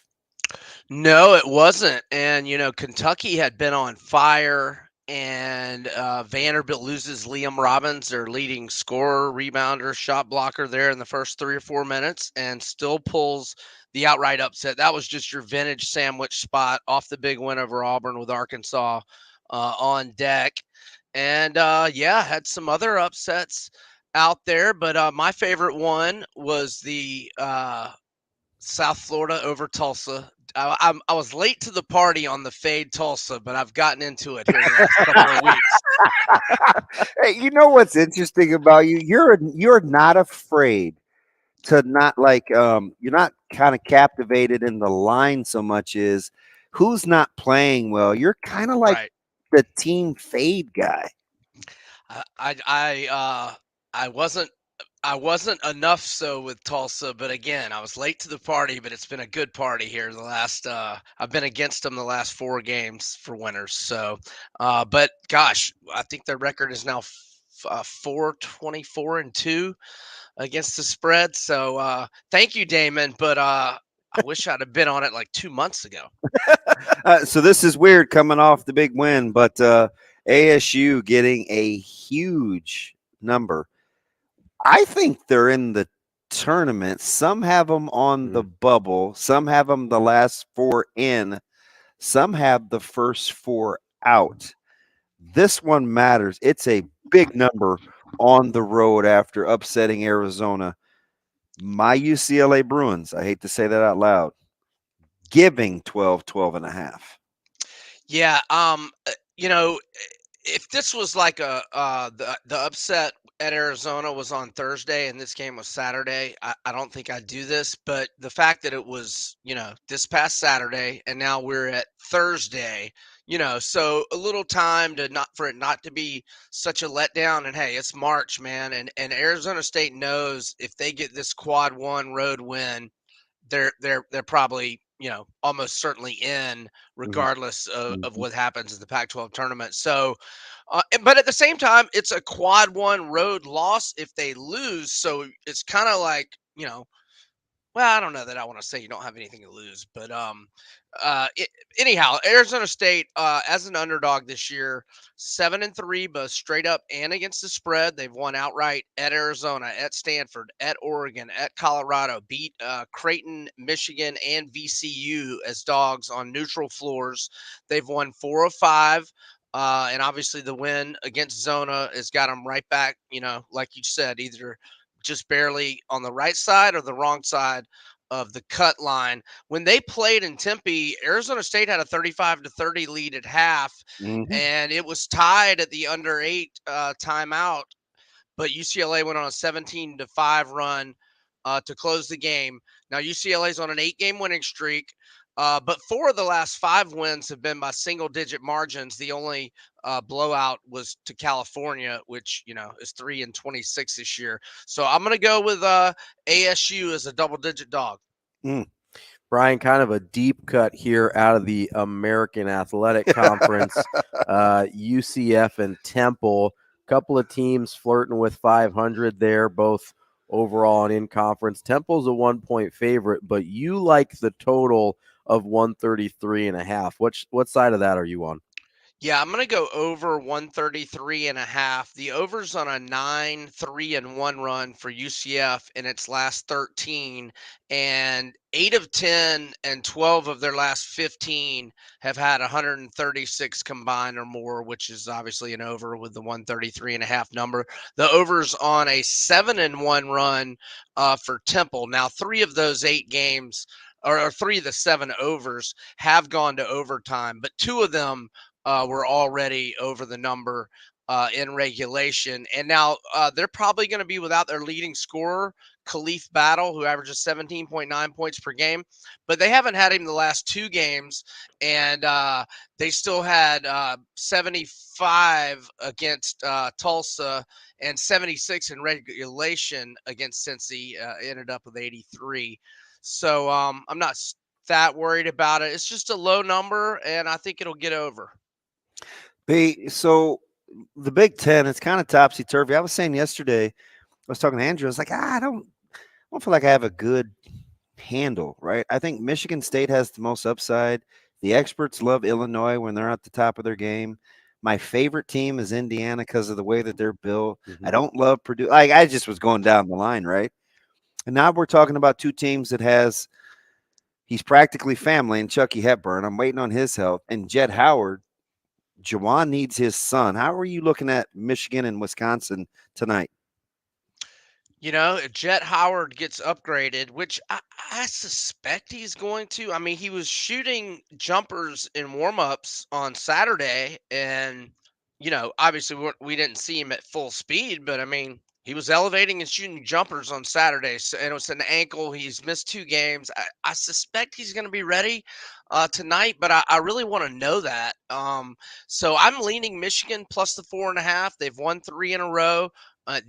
Just like ASU, they're right there on one side of the cut line. Probably on the wrong side of the cut line. And Illinois got an injury in practice. Pretty sure it was 2 days ago, but it might have been yesterday. But anyway, he's got a concussion. And Jaden Epps, who has been in double figures in 14 of the last 18 games, averages 10 points per game. So I suspect he's going to be out, and I suspect Howard's going to be in. But I'd like to know both of those. And if they both go my way, then I'll pull the trigger on Michigan. And same thinking with Wisconsin. Purdue it's a short line kind of being in the know or not in the know. It's just 4. Right. Purdue's just not been very good on the road. 2-6-1 against the spread. Now, Wisconsin hadn't been that great to the number at home but that's irrelevant since they're underdogs. They're still not that good at home. It was straight up 9-5. But look, they played well at Michigan the other day. They had a nice home win over Iowa. They lost to Rutgers by 1. They beat Michigan by 5, and then they split a couple of overtime games. But even the Northwestern lost only by 2. So their losses have been in overtime, by 2, by 1, actually 2 losses in overtime, and then 2 losses by 3 combined. And those are their only losses in February. So they're playing well, but with Hepburn questionable, he's a key part of everything they do, averaging 12.1 points, 3 rebounds, 3 assists, 1.5 steals. So if Hepburn's upgraded, I'm gonna go with Wisconsin. Sorry to be a fence sitter. I just need to know about these key injuries. No, it makes sense. Nobody likes losing money. We are jumping over to UFC 285. John Jones getting back in the ring, a reasonably short favorite. At least for as much as -170 can be, right? Yeah, I got him. You got him right now at -155. Where are you at on the main event this weekend? Yeah, I like Jones. I just think his wrestling now. I'm interested to see how he is stand-up wise with Gane, because obviously he hasn't tasted heavyweight power, or at least not in the octagon and in front of millions watching. But I think he's going to use his wrestling like Ngannou did with Gane in rounds 3 through 5. And it's wild. I saw Jones had this exact quote. I think it was yesterday or earlier in the week. That it's wild that Francis is the best wrestler that Gane has faced, which I think that probably even true. But Jones is obviously 10 times the wrestler as Ngannou. And we didn't even know Ngannou could wrestle until rounds 3 through 5 against Gane. But Damon knows I'm not a real big fan of Jones. I was his biggest fan coming up. But anyhow, I will gladly lose. I'll gladly lose my money on Jones if Gane knocks him out, but I doubt he does. So let's go Jones, and I'm okay with putting him in a parlay with Gamrot and Valentina, and that won't be like big plus money. Monster card. It'll be small plus money. Hey, I wouldn't have met John Jones without you, B. So we'll forever be linked to that. But let me ask you something. And people, he gets hammered for being disingenuous and kind of two-faced and phony. Are you buying this John Jones of, hey, love you fans, appreciate you. Oh, God. I appreciate I'm embracing the sport. Like, he's gone over the top to embrace the fans and be appreciative of getting to fight again. Maybe he hit bottom. I don't. He said, no. Nah. I want to like him, but gosh, he's a tough. I've seen this act before. Is this one? So this isn't legit either, B? No, none of his stuff is legit. He's a bad guy, man. He's a bad dude, but he misses the adulation. He misses the spotlight. It's been a minute, so I mean, he's so predictable. But you know what else? He's predictable. He's predictable. He's so doggone good in that octagon. He's gonna win. Yeah, and he's fit too, man. Yeah. You get into deep waters, it's curtains. Fantastic stuff, B. You never disappoint, man. Be easy this weekend and best wishes. All right, fellas, y'all have a great weekend. Take it easy. He's great, man. Yeah, it is. He's a consummate storyteller.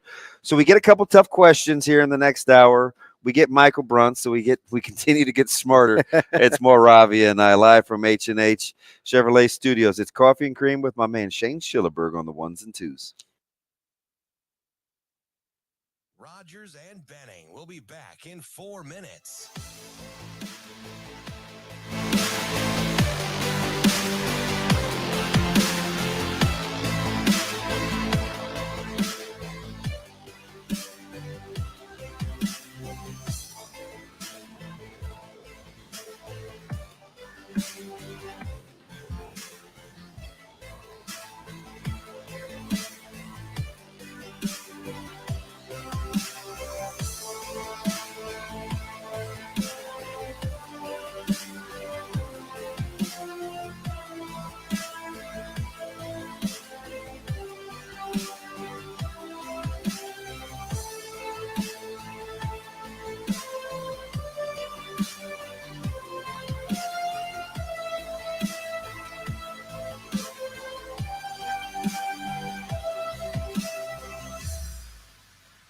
Rogers and Benning will be back in 3 minutes.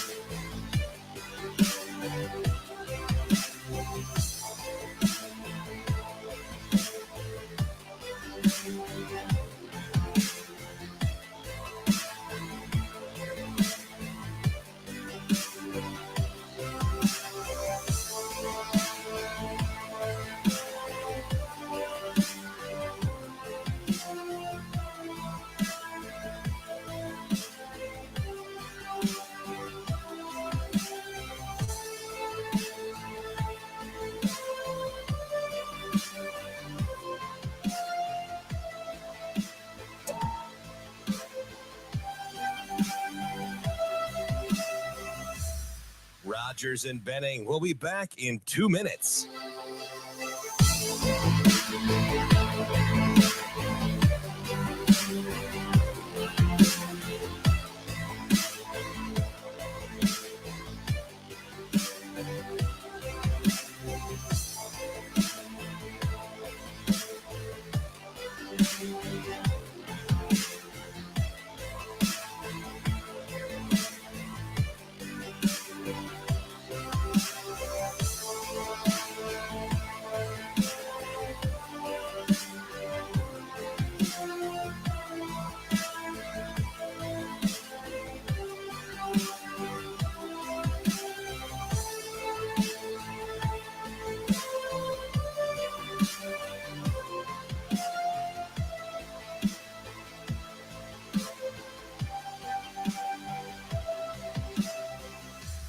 Rogers and Benning will be back in 1 minute.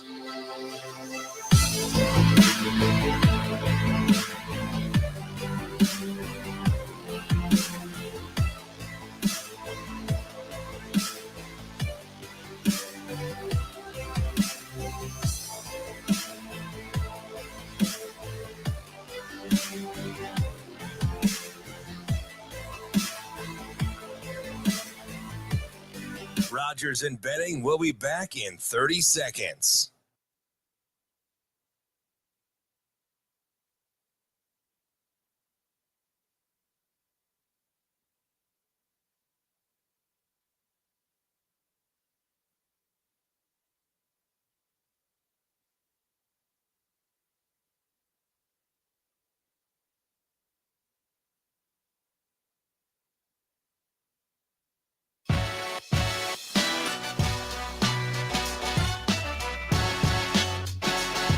Coffee and Cream on Hail Varsity Radio with Andrew Rogers and Damon Benning. Raising the level of the show IQ. You talk to guys like Mitch Sherman and this next guy who is kind of he's the alpha, the numero uno. Not a Puerto Rican, but a speaking so that you know. Understand he's got the gift to speak from 24/7 Sports. I didn't realize how closely connected you and our next guest are. Another former Mustang and Michael Bruntz. Bruntsy, good morning. How are you?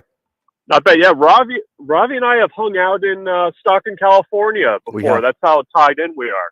Whoa. Stockton? You guys are Stockton guys? Oh, yeah. Bruntsy, Bruntsy, what are you doing in Stockton? That's what I want to know. Trying to not get my car stolen, but that's what everybody's trying to do in Stockton, my guy. you and the Diaz brothers, like what's going on in Stockton with Nick Diaz? Trying to keep my my car out of the canals there. That's what I was doing. Ravi's brother and I are longtime friends. So I've known Ravi since he was like 12, back before he was powerlifting. So that's how long I've known him. Hey, so who's a tougher hang, scrawny Ravi or buffed Ravi? I would probably have to say scrawny Ravi used to be pretty good at baseball, from what I remember. I was all right. I was okay. Really? Sweet swinging? Pitcher. He could get around the diamond a little bit. So yeah, I'd say probably scrawny Ravi was the tougher hang. Tough. So he is the guy that last show we did together said DB, I just got to be honest, man. Kids, they're a tough hang. And like, I think it was trending on Twitter because even parents were like, "Oh my God, He's I think not wrong. he's right. He's not wrong." Yeah. So, I am in full agreement there, by the way.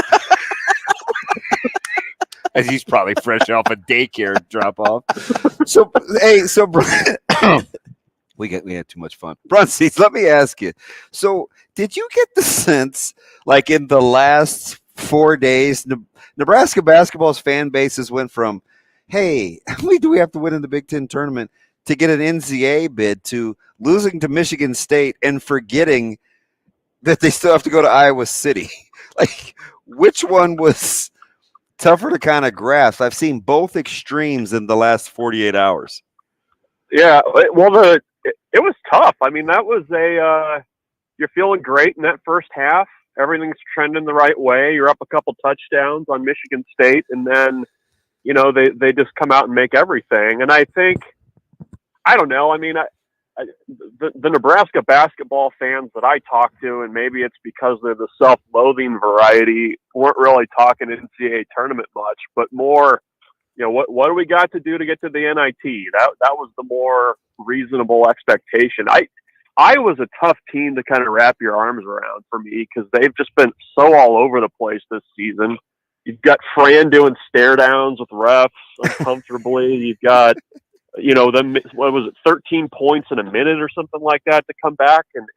And the way they played against Nebraska and Lincoln earlier this season, it's like, okay, what is this team? But it's going to be a tough out there, and Nebraska's got to win some games here, and we'll see if they can do it. But yeah, the air's out of the balloon a little bit, but I think this team is still dialed in and focused and ready to fight. So we'll see if they can take that to Iowa City. Crazy thing, I was pulling up to PBA yesterday. I was looking to park. I'm over by those 3 consecutive garages, on that furthest west end, and I see Casey, his mom, and his dad, who stuck out like a sore thumb. And I'm not kidding you, Bruntz. It was like the Pied Piper, a string of like 30 some odd kids just following the family as they're shopping. I'm like, when's the last time you remember seeing a guy captivate a fan base the way that Tominaga has in the last month? Yeah, Johnny Trueblood had his run for about a week. Oh, good call. That's sneaky good. But that's a little bit on a different level. I don't know. I mean, it's been an interesting year for KSA because you had, back in the summer, it was kind of like, okay, is he going to come back? Some people were like, yeah, maybe Nebraska would be better off if he just, went pro and, stayed home. And, now it's like a low rent version of the Beatles right now, as popular as he is. So it's been he's a fun player. I mean, he plays with emotion.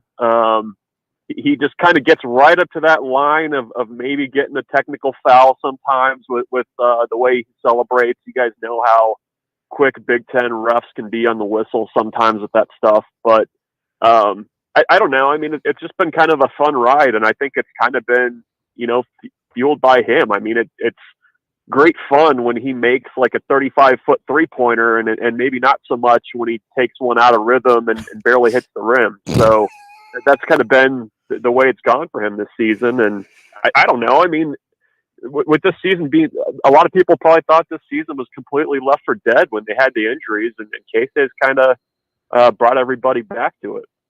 Bruntz, what's your level of concern, I guess, for this offseason and into next year for Nebraska basketball, where some of the key contributors, we don't know what Tominaga is going to do necessarily yet, but, Derek Walker and Sam Griesel moving on. What's your level of concern that Nebraska may backslide from their progress that they've made this year?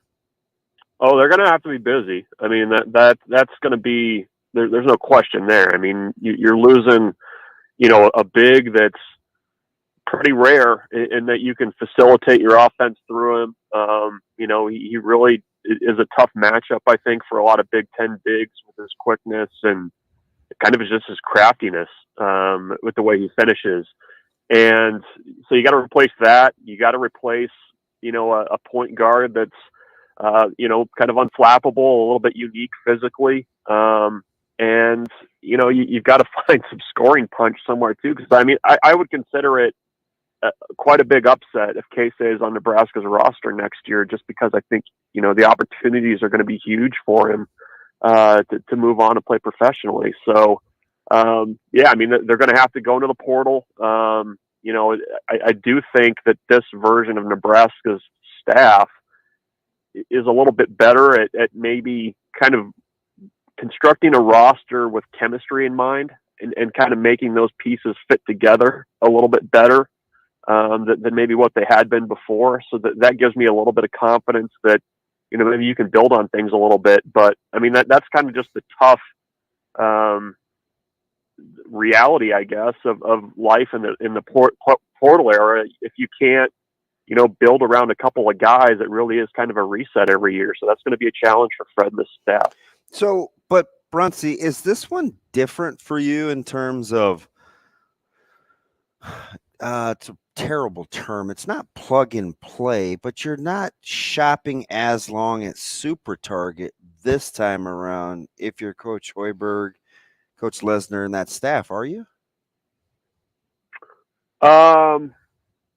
I don't know. I think you've got some young pieces, I think, that you can feel okay about next year in that rotation. I think, what Lawrence has done is, I think he's gotten better as the season's gone along. I think what also gives me a little bit of confidence too, that the staff can kind of continue the direction that they're on, is I think that they've, kind of had to alter things a little bit stylistically on offense. And I think that was needed. I think the fact that, they got a ton of buy-in on defense. I don't know, how much of that was tied to the fact that you had, veterans like Griesel and Walker and Bandamel and those guys that have kind of been through it to set that tone. But that's much more of a cultural focus, I guess, that they've been able to get on the floor this year. So, I do think that helps. But, I do think though that you're going to have to find, some help at some really key spots next year to keep it going. Bruntz, long term, as you kind of look at, I think we all assume at this point Fred Hoiberg's back and the staff will be back, at least mostly. What in your mind is long-term realistic success for Fred Hoiberg at Nebraska? Because the way that his tenure has started, he's gonna be in a historical minority for sure if this thing ends up being successful. But if he is, what does that look like?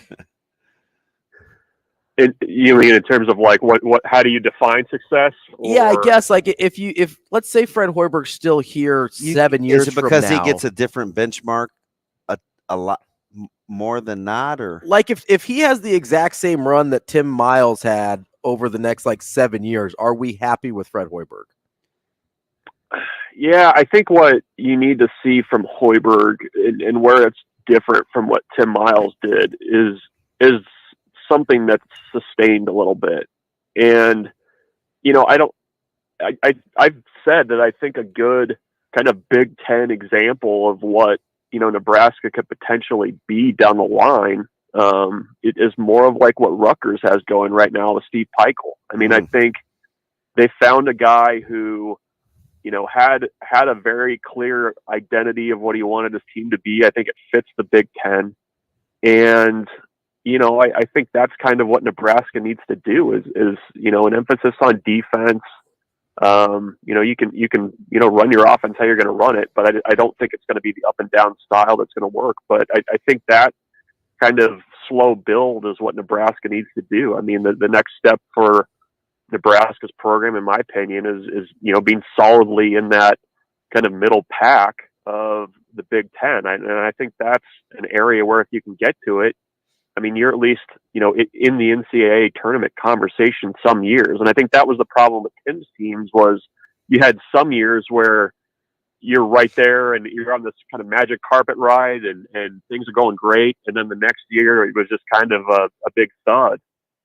And I think that's kind of what Trev wants to see is how do you kind of year after year forge that identity and, kind of be in that mix every season rather than, trying to fight your way out of the bottom four of the league every year. Bruntz, fair, foul, just the way it is, transitioning to baseball. San Diego series happens and people were like, man, it's all about Nebraska. They didn't do this, and this. It's batters, walks, runners in scoring position. We didn't talk much about the fact that San Diego is pretty good. Mm-hmm. You get the brooms out in a series sweep against South Alabama, and it's like, yeah, they look good in some spots, but not a very good program. Like, where do you draw the line in baseball this early out where the opponent matters versus what we see out there from the team that we cheer for? Yeah, it's hard because did you get that sense, or am I reading into that? It's kind of a tough sport to wrap your arms around, especially for teams from the north. I mean, that's just the way it is. And South Alabama is probably not as good of a team as what San Diego is, but they still had left-handers pumping 90 to 92, and were pretty tough on, Nebraska hitters. I think what you can kind of look at is that whole series. I mean, Nebraska really was in control. I mean, they trailed for a half inning in 3 games, and the bullpen. When you have a 3-game series, I think they have the type of bullpen depth where they can be pretty good if your starters can at least get you through 5, and that's what Nebraska did for the most part against South Alabama. We're certainly going to see where they're at this weekend with Vanderbilt on Friday and Ole Miss on Sunday. But I think what you also have to take into account is there's a lot of excitement on that team. I think going to San Diego, and they really got their noses rubbed in it for 4 days. And, they bounced back pretty well. And, we'll see if they can kind of keep that rolling. But, I think the offense has been consistently good for 2 weeks. That's a good sign, especially early on. They've, fielded pretty well, all things considered. And, if they can get the pitching piece of it figured out, I think they've got a chance to be better than, the 5th that they were picked or whatever it was in the Big Ten in preseason. Caleb Clark was standing. I think there's enough there, and he's young enough to maybe I'm going to set that to the side and see how he actually fits. The starting pitching, I think you kind of like. Shanneman looked like the Shanneman of old this past stretch. If you're Nebraska and you're dialing in, are you trying to further enhance what the back end is doing or what the front end is doing? I mean, you got to figure out roles in that bullpen. I mean, that's what makes an okay college baseball team a good one or a great one, is being able to bring guys in high pressure situations and get outs. I mean, that's the difference is in San Diego. You had guys coming in with runners on base. Just tough spots to be in, and they didn't handle it well. And I don't know right now that going to Minnesota, if Nebraska would say that they absolutely have a guy who's their closer. I think they're going to go with the guy that's best available, who can get outs for them. I think you're probably going to see Michael Garza, who threw 6 scoreless innings of relief last weekend. I think you'll see him out of the bullpen a lot earlier. And, I think that's where you need to get things figured out a little bit. I mean, I think Emmett Olson and I think Kaminska are going to be okay. You got to figure out that Sunday spot. I mean, maybe that's Caleb Clark, maybe it's somebody else, but I think if you can feel pretty confident about how you're going to get the ball from your starter to the end of the game, I think that's the mark of a really good baseball team. And at Nebraska, we've seen in the past that when they have that figured out, that's when they've been pretty good. So I'm eager to see how they actually kind of play that out this weekend, because with 3 teams on 3 days, it's almost more of a regional feel. You got to kind of win the game that's in front of you versus playing the chess match of, who's going to be available on Sunday. Yeah, it's going to be a fantastic weekend. A little bit of a early litmus test. My football staff is leaving here shortly en route to Minnesota for the Glazier Clinic. They are leaving without me, but that's okay. I can make it. I'm like the random stray dog. I will find my way. Bruntz, you're the man, and I always appreciate the laughs, man. Easy going, really good at what you do. Hey, thanks, guys. It's good chatting. You just gotta, if you're getting to Minnesota, you just gotta go to Des Moines, turn left, and you're there. 435, right? Is that my number? Yeah. Bruntz, you're the man. Appreciate it. Thanks, guys. Take care. Thanks. They're actually giving our staff a tour in the morning. Oh, all right. Yeah. I found a picture of me, my brother, and Bruntz in Stockton that I'll put out on Twitter. Wow, did you guys run into the Diaz brothers or no? We did not? No, it was. They're Stockton's finest. Yeah.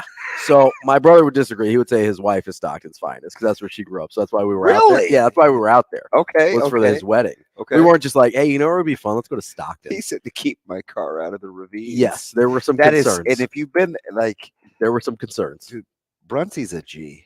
Bruntz is great. He gets it, right? He looks like he could build the next piece of equipment for NASA. Yeah. But you can take him to Stockton. Yes. I don't know that it was the most comfortable he's ever been. Yeah. Being in Stockton, but to be fair, me either. But no, it was a fun hang. We had a good time. Not the tough hang. No. Bruntz is not a tough hang. Bruntz is easy going. So of Chuck Liddell and John Jones, who's the tougher hang? Are you serious? Can I pass on both? I grew up an Iceman fan. I would take Liddell over Jones for sure. Even though they both had their issues. Yeah. I grew up. I'm hoping old age has chilled out the Iceman a little bit. Yeah. I remember the first time, obviously I coached with Coach Lamanji now at Westside. We started at Burke together. Mm-hmm. The first UFC match we watched, we came over. Chuck Liddell. There you go. And Tito Ortiz. Okay. Yeah. All right. That's how far we going go back. Old school. Real quick, I know you want to ask me a question. We got an open segment, so stay tuned for the 6-pack of questions. Okay. Because they're not easy. I'm ready. Let's do it. But according to our folks that are listening, your versatility and range is bar none. So I'm going to stretch you a little bit. Let's do it. I'm ready to go. Let's get to one of my faves, Kim. She's talking Jays basketball. Kim, good morning. How are you? Good morning. How are you? Good morning. Why are you so soft-spoken? Did they kick you out of the I'm office? at work. Oh. Hey, I'm in the bathroom right now. Be quiet. What's my two favorite guys together? Well, I appreciate that. Thank you. What's going on? I love Ravi. Yeah, he's some call him a tough hang. I do not. Hey, he's an honest hang. Hey, could you believe he dropped that line last time? And he kind of just sprinkled it in. He's like, kids, I don't know. It's just kind of a tough hang. I didn't think that was a hot take. I thought everybody knew. Yeah, but you don't talk about. You don't say it out loud. Right. Oh, I said the inside. Yeah, talk that's out loud. like That's Deion Sanders, right? Everybody thinks it, but he said it out loud. Now he's a bad guy. Oh shoot! By the way, Ravi on point Twitter last night, man. Oh, thank you, Kim. Do you realize I almost had to mute a friend for the first time ever a couple of weeks ago when he was mad at the officiating? Yeah, I know. I was mad. Yeah, I was. It was like the guy that's kind of watched his son grow up, and I'm like, that's not how you were raised. That's not how I raised you. We're better than that, Ravi. We're better than that. Well, we are, but I had a bad day. Sometimes you just gotta let loose. Yeah, it's all good. I also forgot to, Damon. Yes. There's two things we forgot. Okay. I still love Mason Miller. Yeah. Oh, we should have started with that. Mason. Love Mason. Yeah. That's where we start with. And happy birthday. Oh, well, thank you. I appreciate that. We have gone my sister's birthday. Yeah. We've gone a long stretch of the show without saying that publicly. So absolutely. Well, not anymore, man. And social media is different. This is all about having to say things out loud. We love Mason Miller. He loves Mason Miller, and happy birthday, DB. I appreciate that. 19 minutes. Was that he didn't score, but he played a ton. Were you feeling pretty good about Mason Miller last night? I was, but I was also babysitting, so I couldn't really watch a lot. Oh, babysitting. Are you babysitting the grandchild? Are you? I was gonna say, are you the cool grandma or the crazy aunt? Like, no, brand new grandson. Oh, that's cool. So how spoiled are you? I know, my first. Do we have teeth for meatballs yet, or what? Like, what are we doing? Is he tasting the bologna sauce? Dude, he's 6. He's not even 6 months yet. Well, you never know with you. Okay. I mean, you're like, hey. Well, he does call me Nona. I've been working on this bolognese this has been stewing for a day. What do you think? He's like, ooh, Graham's my gums, man. Well, we're deviating, and you forgot I'm at work, so you know. I know. See, that's the only reason I can say this without you going off on me. So I'll let you say. He's taking advantage of the situation here. It's okay. Control. He is taking advantage, but I will bring you guys some meatballs and some sauce soon. I appreciate you. Enjoy the rest of the day. Tell your when Ravi's there, because I know he's a meat eater. Oh yeah, and Italian food. Oh gosh, yeah, yes. Team Carnivore. Thanks, Kim. Yeah. Have a good day. Have a good birthday. Appreciate it. She's cooler than a fan. Oh yeah, Kim's great. Kim's great. I've been working with you for 10 years, right? Yeah. And every time on your birthday, we have somebody call in, and it's usually your sister, and she says her name's like, Jody or Stephanie or Lan or Carrie. She gotta get through the tough well, call. she probably doesn't know the new number now. Yeah, and she's hopefully working because sometimes she has to work from home and she's back in St. Louis. Oh, okay. She's here. She may just be enjoying my mom's company. There you go. That's always nice. Yeah, she came to see her nephew play in the district finals. She's a better aunt than I am an uncle. She is a tremendous sports fan and she's overly nice. So she's like talking during the game. Yeah. It's not my grind. It's just not. You're like, can we chill? We'll talk later. Yeah, we'll talk after. I had to stand. Just so I could get above the chatter. If my nieces and nephew end up being good at sports, maybe I'll re-engage. You'll be more than just the Christmas, yeah, late birthday, go to bed, Easter guy. That's right. Yeah. I'll be more than the buying their affection guy. Hey, must be more than the holiday. The helicopter uncle's here. Yeah. If one of those kids get good at sports, I'm gonna be real involved. Oh, now you come around. Hey, you'll be a lot more like our people than you think. Sorry about that. Coming back, coffee and cream. Wow. Rogers and Benning will be back in 4 minutes.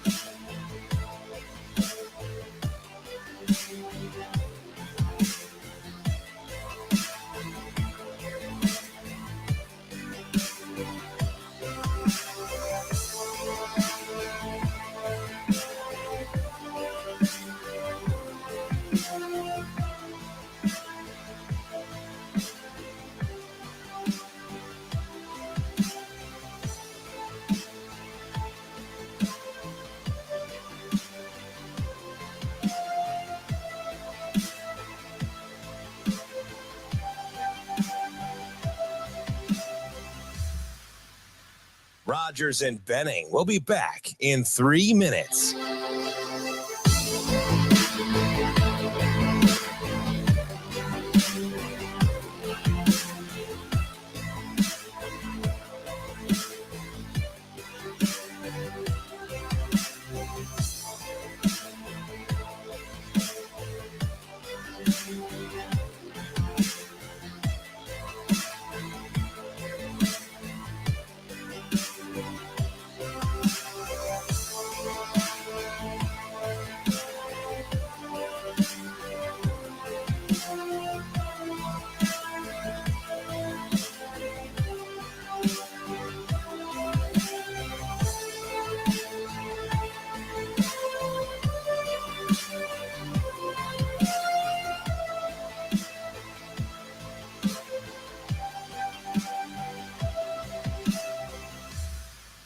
Rogers and Benning will be back in 2 minutes.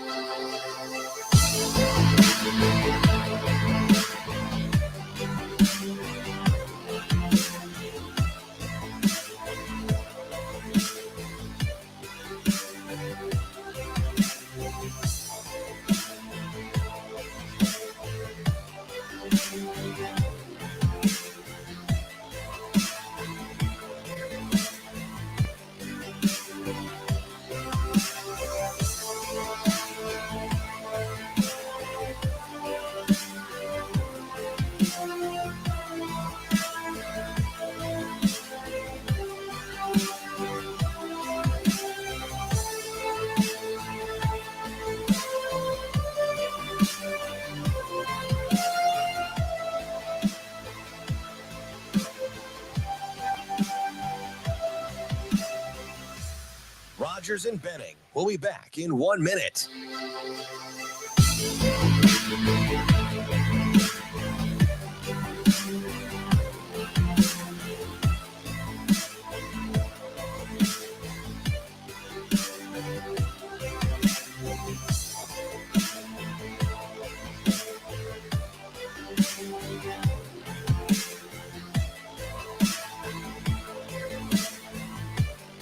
Rogers and Benning will be back in 30 seconds.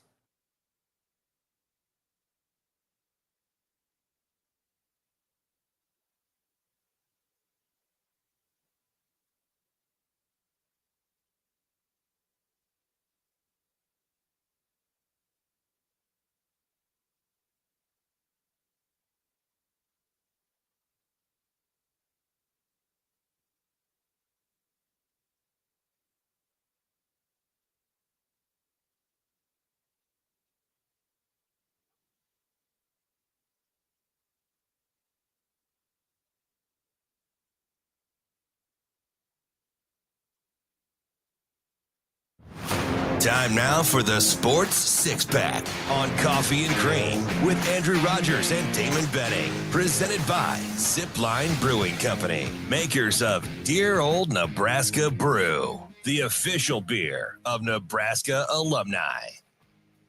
Welcome back. It is Coffee and Cream. My main man, Ravi Lulla, filling in for Andrew Rogers. He is on the mend. His fiance is right outside those double doors. She had to sleep in a different room, so apparently this is not made up. He is not feeling well. That's tough. That's tough for our guy. It is, and she likes to sleep with a fan, and he does not. So they better figure that out before you say I do. Yep, we do an overhead fan. Do you? Like the ceiling fan, but Natasha can't have it on too high. Otherwise, it's not even the like noise or whatever. She gets this thing because when like those ceiling fans you get going like on high and they kind of like they tilt. They wobble just a little bit. So that's why we can't turn ours above medium. Yes, same here because my wife has like this Final Destination nightmare where she's like that thing's coming off and killing us in our sleep, and I'm like, okay, medium it is. Full disclosure: we have not closed the bedroom window since last summer. Oh, see, that messes with my like sinuses too much. I can't Flonase, baby. I go through a lot of nasal spray. Flonase. You heard the big voice guy talk about Zipline Brewing. They are the sponsor. Mosaic and Dope are fan favorite beers that they're available all year long. And don't let the cool names and cool cans fool you. Shane was trying to be one of the cool kids, so he tried Dope. And he just was like, yeah, it doesn't have the same euphoric feeling, but it tastes good. There you go. I was like, Shane, it's a different kind of dope. Yeah, it's a euphemism. And then for us artsy people, we like Mosaic. And that is brought to you by Zipline Brewery. As we get into our six-pack, Shane, let her rip. Question number 1. The line is -1.5 for games won in their conference tournament. Jays -1.5 over Nebraska. Who? For games won? Games won in the postseason tournament. The line is -1.5. If I want Jays. Creighton needs to win 2 more games than Nebraska. Yeah. So if you don't think Nebraska's going to win, will Creighton make the final? Win 2 games. Tough line. I'm going to take Nebraska on that line. Really? I don't have – I told you, I don't trust Creighton. Creighton -1 in postseason tournaments. -1.5. -1.5 versus Nebraska. Wins. Yes. So Creighton has to win 2 games if They have Nebraska goes one and done. Yes. I don't know that Creighton's making the final because look at their road, okay? If they get the 4 seed, they're playing UConn first. If they get the 3 seed, they're playing Nova first, which is worse. God bless Creighton fan. Really? They had the 8th highest odds to start the season. I get that. We're penile tucking over the tournament? They have 11 losses. He's looking at me. Can you see Robbie's? You're Like, looking at me I like, mean- do I have a whore? What are we talking about here?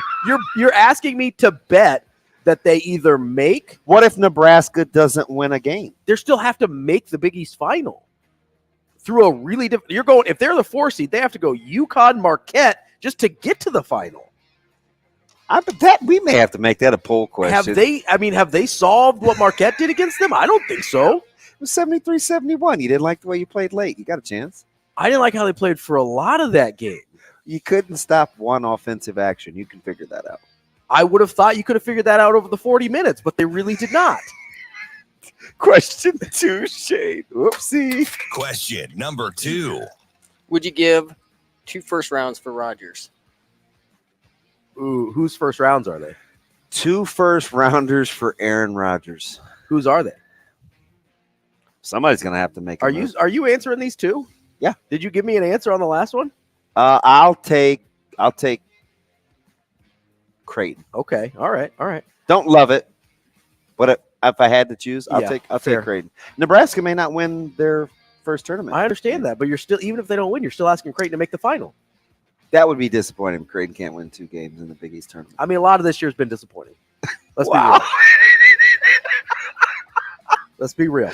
Oh shoot! Would you give 2? Dude, I'm kind of floored, but I get it. 2 first rounders for Rodgers. I mean, this is gonna not if they're high first rounders. If I'm like a contender and I'm in the back half of the first round, and I think that's where I'm gonna stay. Probably if I'm Chicago and I've got the number 1 pick, and then I'm probably gonna be bad again next year. I'm not giving those 2 first rounders for Rodgers. Yeah, at no point, regardless of scenario, if it's 1 through 32, fair. I'm not giving up 2 first rounders. I mean, I don't even know how long Aaron Rodgers is going to play. Don't know how long he's going to play. You don't know how he's going to go in the locker room. You don't know how he's going to get along with the coaches. Is he done in Green Bay after what you heard yesterday?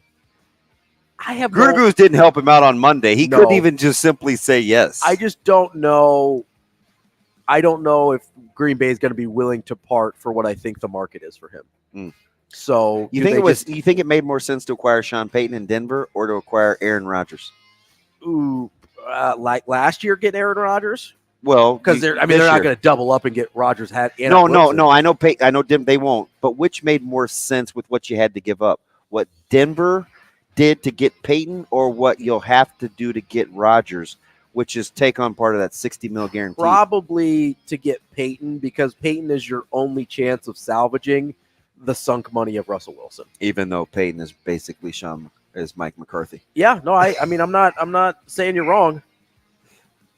Question 3, Shano. Question number 3. A lot of talk about NFL quarterback size. Would you rather have elite size and good talent, or elite talent and average size? So this is an interesting question, because average size and below average size are a huge difference. Okay, let's take. So you want to go? Well, give me a body type. Give me a body type. Bryce Young. Average. So we're talking good talent. And Kyler Murray is small. Baker Mayfield's small. Kyler Murray's average. Or Bryce Young is average. He's skinny though. That's what I'm saying. Skinny. That's average. But he's an elite talent. Justin Fields, elite size. Good talent. So you're asking me, would I rather have Justin Fields or Bryce Young? You're asking me what the Bears should do at number 1, basically. That's kind of how it boils down. Honestly, because I liked Justin Fields more than most people coming out, if I'm being real. These are great. I think I have to go. This is going to age super badly. I think you bet on the talent. If you're in that spot, you bet on the talent and hope you can keep him healthy. This is strange for me to say because I'm a Kyler Murray guy. I'm taking the size. See, it's a really hard question because being available with good talent is better than having incredible talent and never being there. Like Zion Williamson's a really good example there. Yeah. Like Zion Williamson, incredible talent, never plays. Like nobody said this would be easy. Shano. All right, Coldplay. Question number 4. Pick 2, UConn in Texas or UCLA in Creighton to make it further in the tournament. As a pair? So like combined total rounds made, basically. Yeah. I think I'm going to go UCLA and Creighton. Yep. Timeout. You heard me. You didn't want to give me -1.5. But you're taking the combination of UCLA and I like Creighton UCLA a lot over UConn and Texas. Total. At some point, the Chris Beard thing has to matter. That's a really weird situation. And at some point, like not having his experience in the NCAA tournament, I think is going to hurt them. And we already talked about how I don't trust UConn because of their offensive stagnation that can occur if Jordan Hawkins isn't making shots. So you realize if Creighton loses on the first weekend and UCLA gets to the Sweet 16 and both teams get to the Sweet 16, I lose. I think UCLA is making it past the Sweet 16. I think honestly UCLA is one of the handful of teams I think can win a national championship. I'm with you on that. So I'm betting this is more of a I think UCLA is a Final Four team than it is I think Creighton's going super deep. Now I think Creighton has the upside to go deep. I think the upside of both Creighton and UCLA is higher than the other two. That's tough. Gun to head. Can I say that? It's 2023. I probably shouldn't. Forced to choose. Twist your arm. Jurors, you'll strike what you have just heard. It's like, wait a minute, but it was so compelling. Motion to suppress. Objection. Wow. I was thinking Jalen Carter, depraved indifference. Hashtag too soon. That's for the last segment. I'll take UCLA and Creighton. See, you get all over me. Like, yeah, I agree. I just think UConn has a run in them. Shano? Question number 5. What would a NIL deal look like, Casey? What would an NIL deal look like for Keisei Tominaga? First of all, are you putting together a huge NIL deal to keep Keisei Tominaga? Well, you can't. Well, so international if he gets lawyers, a waiver, if he gets a waiver, they will get involved if need be. I don't think you can get close enough to the money he's going to make in Japan. He's like a rock star over there. Like I don't think you can get to that number to keep him. And even if you can, he might go anyway. What would you pay him though? That's the thing. I don't know because I don't know how real this is.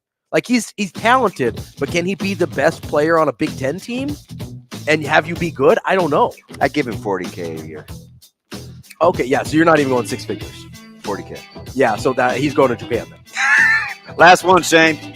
We got to hustle. Luxury SUV or luxury sedan? Luxury SUV every day. I'm an SUV guy. I like big cars. Give me the luxury sedan. I just got a new Jeep like a week ago. I like it too. Oh, that's the old one. Well, that's nice too, though. Yeah. Ooh, the wife got the new one. Big baller. Last segment coming up. Rogers and Benning will be back in 4 minutes.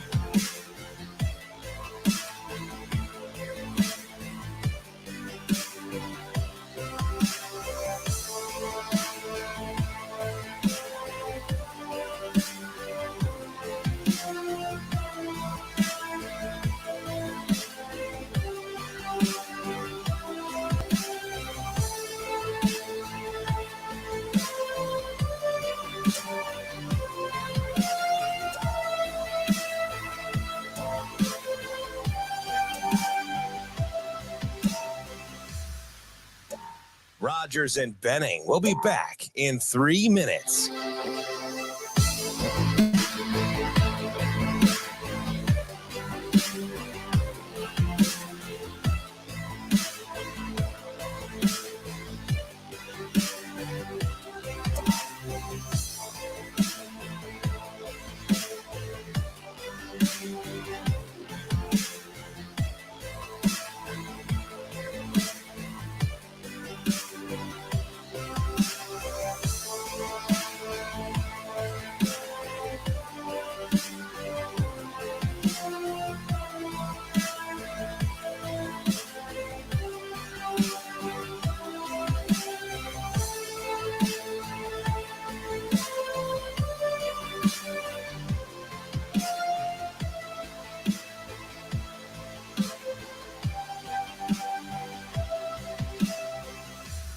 Rogers and Benning will be back in 2 minutes.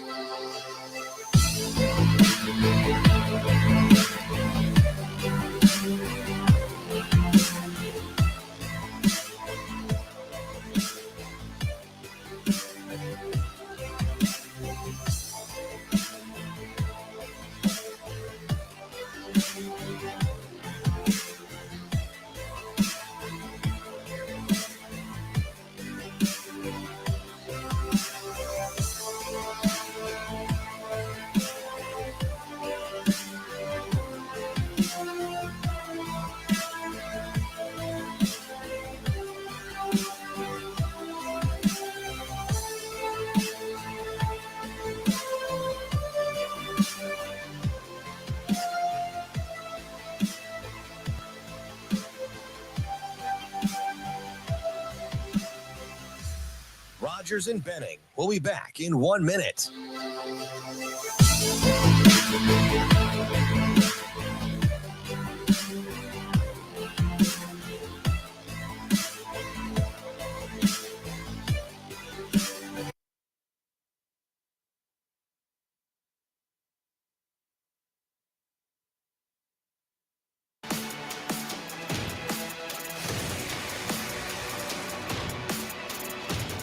Coffee and Cream with Rogers and Benning on Hail Varsity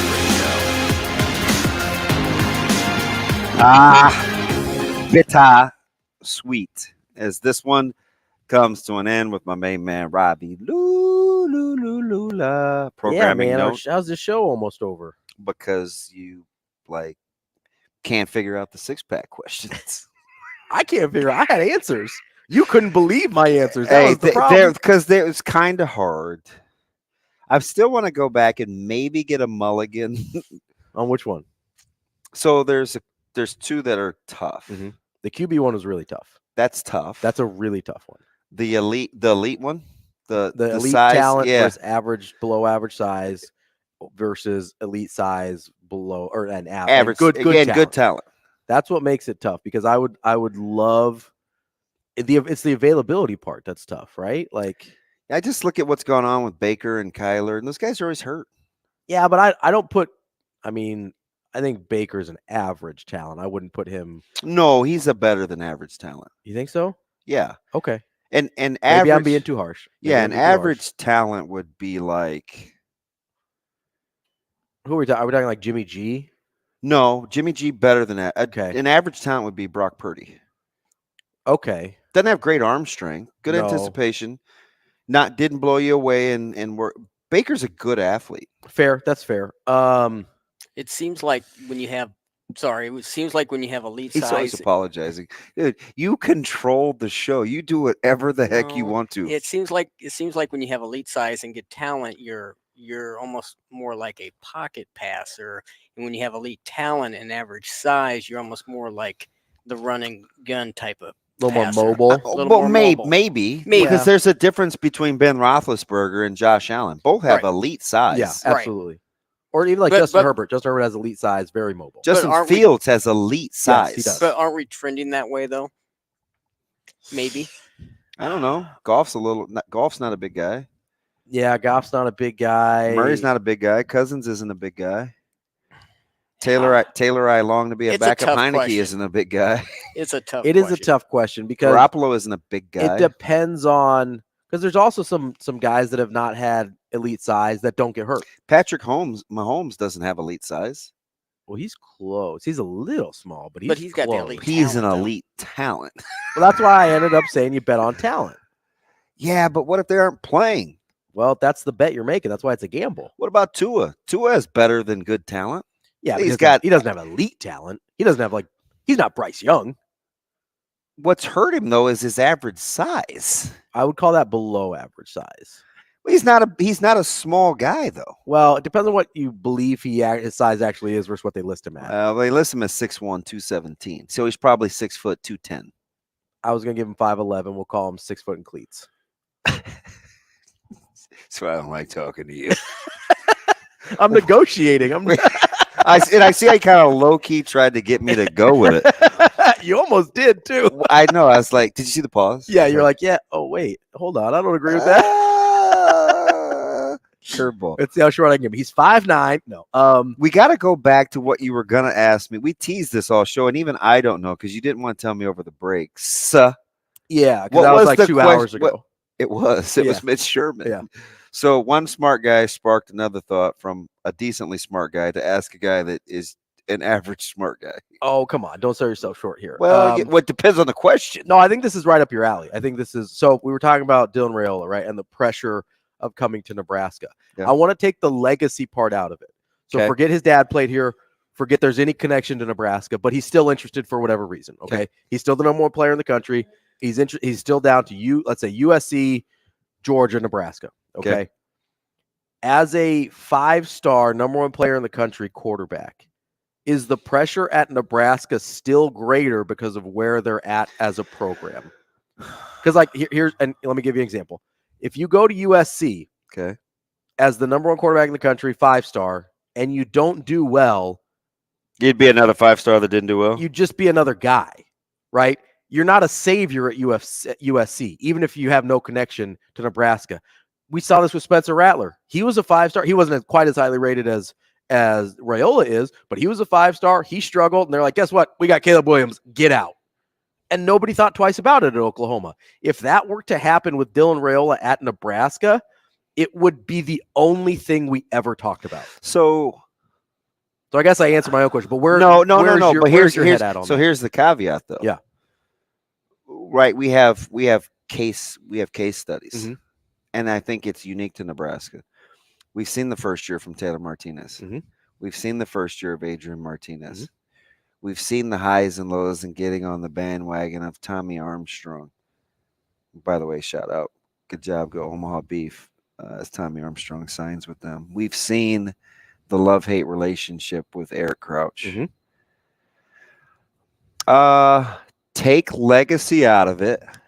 Is Nebraska still more pressure?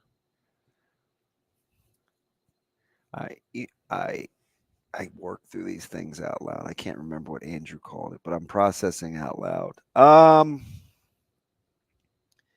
I still think there's more pressure at Nebraska. Yeah, I do too.